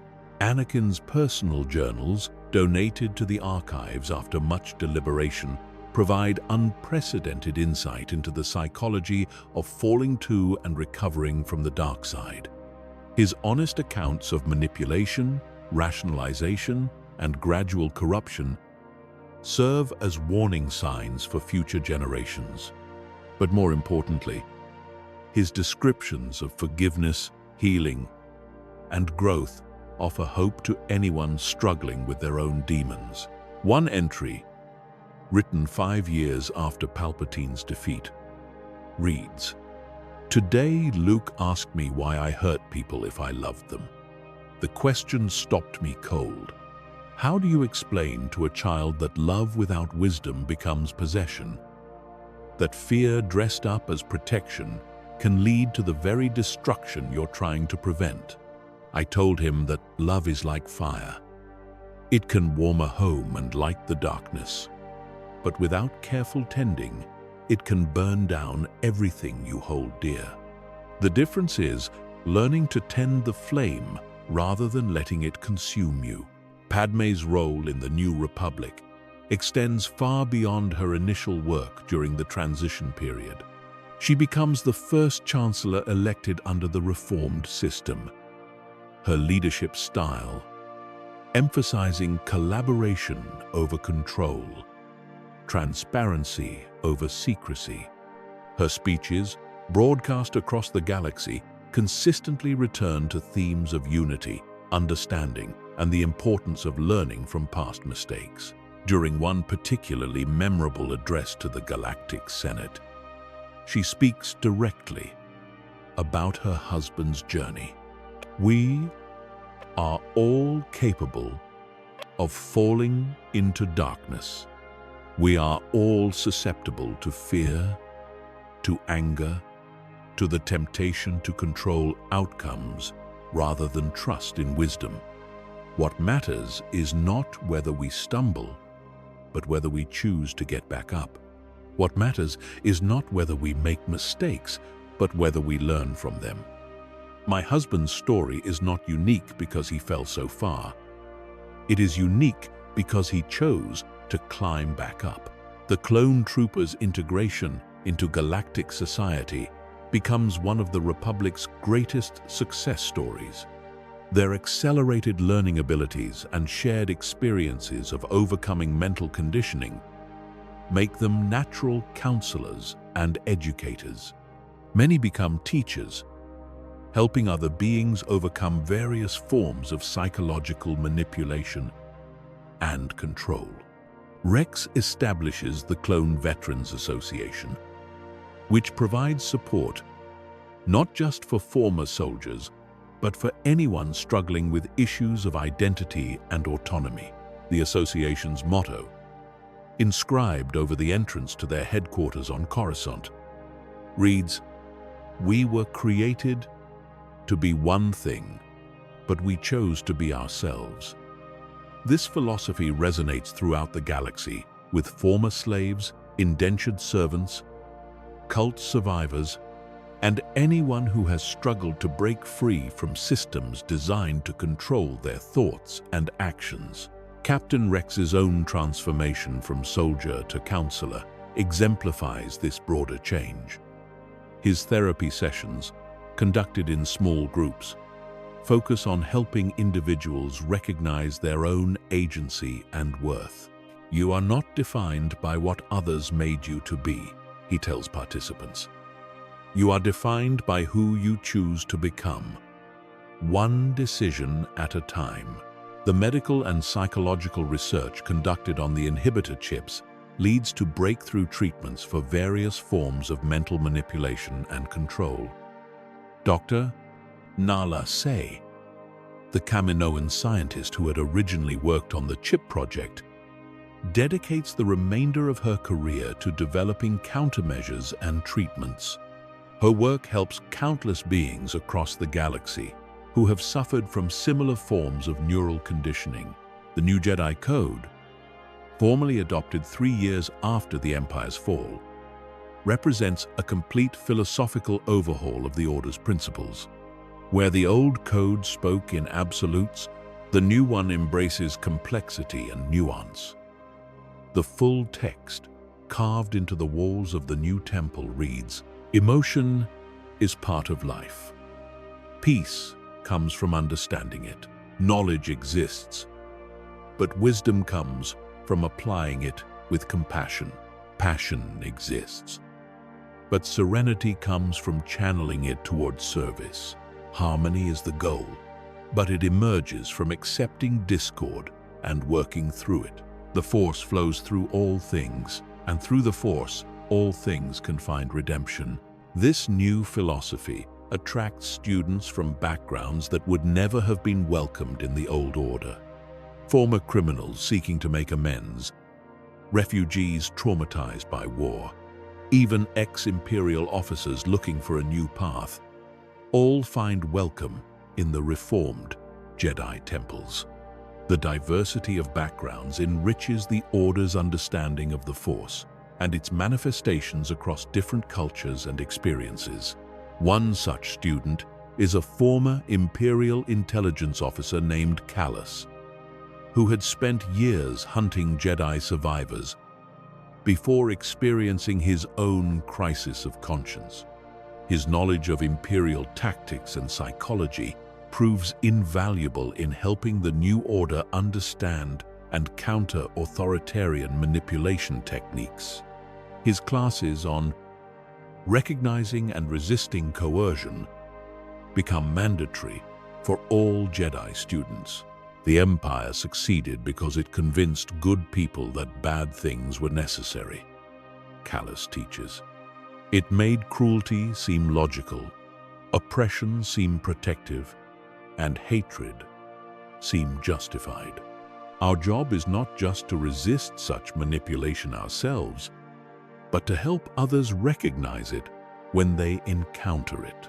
The partnership between the Jedi Order and the Republic's educational system leads to the development of new curricula focused on critical thinking, emotional intelligence, and ethical reasoning. Students across the galaxy learn not just facts and skills, but how to question authority, recognize manipulation, and make moral decisions under pressure. The goal is to create a citizenry that can never again be led into supporting tyranny through fear and propaganda. Master Yoda's final years are spent largely in teaching and reflection, but he also embarks on a galaxy-wide journey to visit worlds affected by the Empire's rule.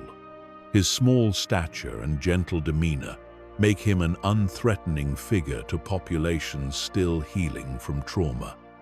His presence brings comfort and hope to countless beings who had given up on the possibility of justice and peace. On Ryloth, he spends weeks working with Twi'lek children who had been enslaved by the Empire, helping them rediscover their worth and dignity. On Geonosis, he aids in the reconstruction efforts while teaching the surviving Geonosians about forgiveness and moving beyond cycles of revenge. Each world he visits is left a little brighter, a little more hopeful.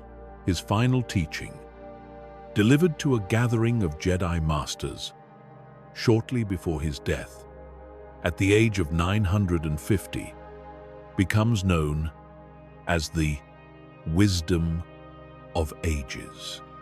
Learn from every failure. We must, but defined by them, we need not be. The greatest teacher, failure is, but the greatest triumph, rising after failure, island. Remember this, you will, when darkness seems strongest, always in motion, the future island always possible, Redemption Island always stronger than hate, Love Island. Obi-Wan's later years are dedicated to developing new forms of Jedi meditation and conflict resolution. His experiences during the Clone Wars and the Empire's rise give him unique insights into the psychology of warfare and the importance of seeking peaceful solutions to disputes. His meditation techniques, focusing on understanding rather than suppressing difficult emotions, become fundamental to Jedi training. He establishes the Kenobi Institute for Peaceful Resolution, a think tank that works with governments, organizations, and individuals to resolve conflicts without violence. The Institute's success rate in preventing wars and resolving disputes becomes legendary, with beings traveling from across the galaxy to learn its methods. Every conflict contains within it the seeds of its own resolution, Obi-Wan teaches. The key is learning to see past the surface disagreements to the underlying needs and fears that drive them. When we address those root causes with compassion and creativity, solutions emerge that serve everyone's interests. Mace Windu's post-redemption journey becomes one of the most closely studied psychological recoveries in galactic history. His transformation from fallen Sith to healing Jedi Master provides valuable insights into the process of recovering from ideological extremism and trauma-induced corruption. He works closely with psychologists and force healers to develop therapeutic techniques for others who have experienced similar falls. His autobiography, From Darkness to Light, A Master's Journey, becomes required reading in psychology and philosophy programs across the galaxy. In it, he writes with brutal honesty about his fall. I convinced myself that serving evil was justified if it prevented greater evil. I told myself that my suffering gave me clarity, that my anger made me strong. These were lies. But they were lies I desperately wanted to believe, because the alternative, accepting that I had failed, that people had died because of my mistakes, seemed unbearable. But he also writes about the redemption process with equal honesty. Recovery was not a single moment of revelation, but a daily choice to see beyond my pain to the possibility of healing. Every day, I had to choose again between the comfort of anger and the challenge of hope. Every day, I had to decide whether to let my failures define me or to let them teach me. Anakin showed me that this choice was possible, but I had to make it myself, over and over again. The establishment of the Skywalker Medical Center on Naboo represents another aspect of the family's ongoing contribution to galactic healing. Padmé's advocacy for improved healthcare, combined with Anakin's technological expertise and his deep understanding of trauma recovery, creates a facility that specializes in treating the psychological wounds left by war and oppression. The center's treatment programs integrate traditional medical techniques with force healing methods, making them accessible to force-sensitive and non-force-sensitive patients alike. Veterans suffering from combat trauma, survivors of imperial persecution, former slaves dealing with the psychological effects of bondage, all find healing and hope within the center's walls. Luke and Leia's education represents the culmination of everything their parents and the Jedi Order have learned about raising force-sensitive children. Unlike the old Order's practice of removing children from their families, the twins grow up surrounded by love, while also receiving comprehensive training in Force abilities and Jedi philosophy. Luke's fascination with the historical aspects of the Force leads him to uncover ancient texts and techniques that had been lost during the Empire's persecution of Force traditions.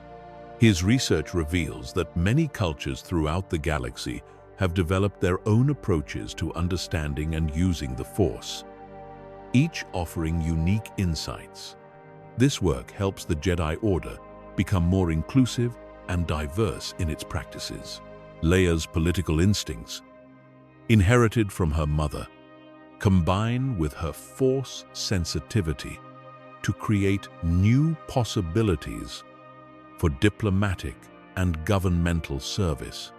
She develops techniques for using Force empathy to better understand the needs and concerns of different populations, leading to more effective and compassionate governance. Together, the twins represent the successful integration of Force abilities with normal family life and civic engagement.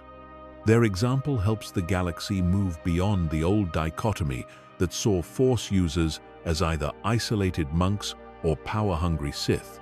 Instead, they show that Force sensitivity can enhance one's ability to serve others while maintaining healthy relationships and emotional connections. The ripple effects of Yoda's decision to save rather than condemn Anakin continue to spread throughout the galaxy decades after the fact. Worlds that had been strip-mined by the Empire are restored to ecological health through carefully planned terraforming projects. Species that had been enslaved or oppressed find not just freedom but also support in rebuilding their cultures and societies. The Galactic University Network, established using resources previously devoted to military expenditures, creates opportunities for beings from all backgrounds to pursue education and research. Former battlefields become centers of learning, with students studying the history of conflicts to better understand how to prevent them in the future.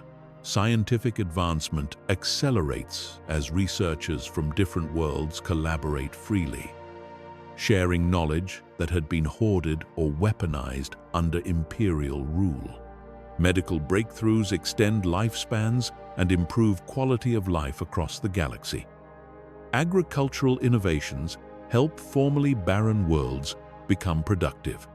Energy technologies reduce dependence on resource extraction and environmental destruction. Cultural exchange flourishes as travel restrictions are lifted and fear-based policies are repealed. Art, music, literature, and philosophy from countless civilizations blend and cross-pollinate, creating new forms of creative expression that celebrate diversity while finding common ground. The galaxy becomes not just politically free but culturally vibrant in ways that had been impossible under authoritarian rule. The transformation extends even to former imperial strongholds. Coruscant's lower levels, long neglected and allowed to decay into criminal havens, are rebuilt with an emphasis on community and opportunity. The massive military installations that had dominated the planet's skyline are converted into hospitals, schools, and research facilities. The Emperor's Palace itself becomes a museum dedicated to understanding how democracies fall and how they can be protected. Perhaps most importantly, the galaxy develops what scholars call institutional memory, formal systems for remembering and learning from the past to prevent its repetition. The mistakes that led to the Republic's fall and the Empire's rise are not hidden or glossed over, but studied intensively. Students learn not just what happened, but why it happened, how good intentions can be corrupted, and what warning signs to watch for. This comprehensive approach to historical education helps create a citizenry that is both hopeful about the future and vigilant about protecting their freedoms. They understand that democracy and justice require active participation and constant attention, that they cannot be taken for granted or left to others to maintain. The legacy of Anakin Skywalker's redemption becomes a cornerstone of galactic culture, but not in the way that traditional hero stories typically function. Rather than celebrating his power or his victories in battle, the galaxy remembers him for his willingness to admit error, seek forgiveness, and dedicate his life to making amends. His story becomes a template for anyone seeking to overcome their mistakes and find a better path forward. Schools across the galaxy teach what becomes known as the Skywalker principle, the idea that no mistake is so great that it cannot be learned from, no fall so far that one cannot rise again, no person so lost that they cannot find redemption if they truly seek it. This principle transforms everything from criminal justice systems to educational approaches, emphasizing rehabilitation over punishment and growth over condemnation. The annual Redemption Day celebrations that spring up on thousands of worlds are not somber affairs focused on past wrongs, but joyful festivals celebrating the possibility of change and growth. Communities use these occasions to recognize individuals who have overcome significant challenges, made amends for past mistakes, or dedicated themselves to helping others heal and grow. These celebrations often feature storytelling competitions where beings share accounts of personal transformation, artistic performances that explore themes of forgiveness and renewal, and community service projects that allow participants to contribute to healing and reconstruction efforts. The message reinforced year after year is that every being has the potential for positive change, and that society benefits when it supports rather than condemns those seeking to improve themselves. As Anakin reaches his later years, his hair silver and his mechanical hand finally replaced with a more natural-looking prosthetic, he often walks through the memorial gardens on what was once the site of the Jedi Temple. The trees have grown tall and strong, their branches intertwining to create a canopy that filters sunlight into patterns of light and shadow. Visitors come from across the galaxy to meditate in this peaceful space, many leaving small tokens of remembrance or hope. One evening, as he sits beneath the tree planted in memory of the younglings he killed, Anakin feels a familiar presence in the Force. Though his eyes see only empty air, his heart recognizes the gentle warmth of Qui-Gon Jinn's spirit. No words are exchanged, but the sense of approval and peace that flows through the Force tells him everything he needs to know. The path that began with a frightened slave boy on Tatooine has led, through unimaginable darkness and pain, to something beautiful and lasting. "I hope I've made it count," he whispers to the gentle evening breeze. "I hope all the pain and loss and struggle has led to something worthy of their sacrifice." The answer comes not in words, but in the laughter of children playing in the gardens, in the sight of former enemies working together to tend the memorial flowers, in the knowledge that across the galaxy, billions of beings live in freedom and hope, because one ancient Jedi Master chose compassion over condemnation and proved that love is indeed stronger than fear. This is the galaxy that emerges from Yoda's wisdom and Anakin's redemption. Not a perfect place free from all conflict and suffering, but a place where such challenges are met with wisdom rather than force, with understanding rather than hatred, with hope rather than despair.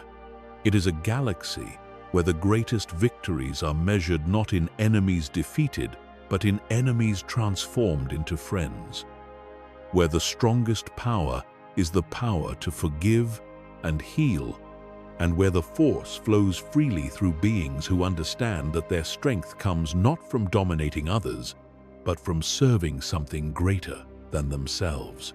The future remains unwritten, full of possibilities, both bright and challenging. But the foundation has been laid for whatever comes next. A foundation built on the bedrock truth that redemption is always possible, that love conquers fear, and that even in the darkest moments, the light of hope continues to shine for those brave enough to seek it.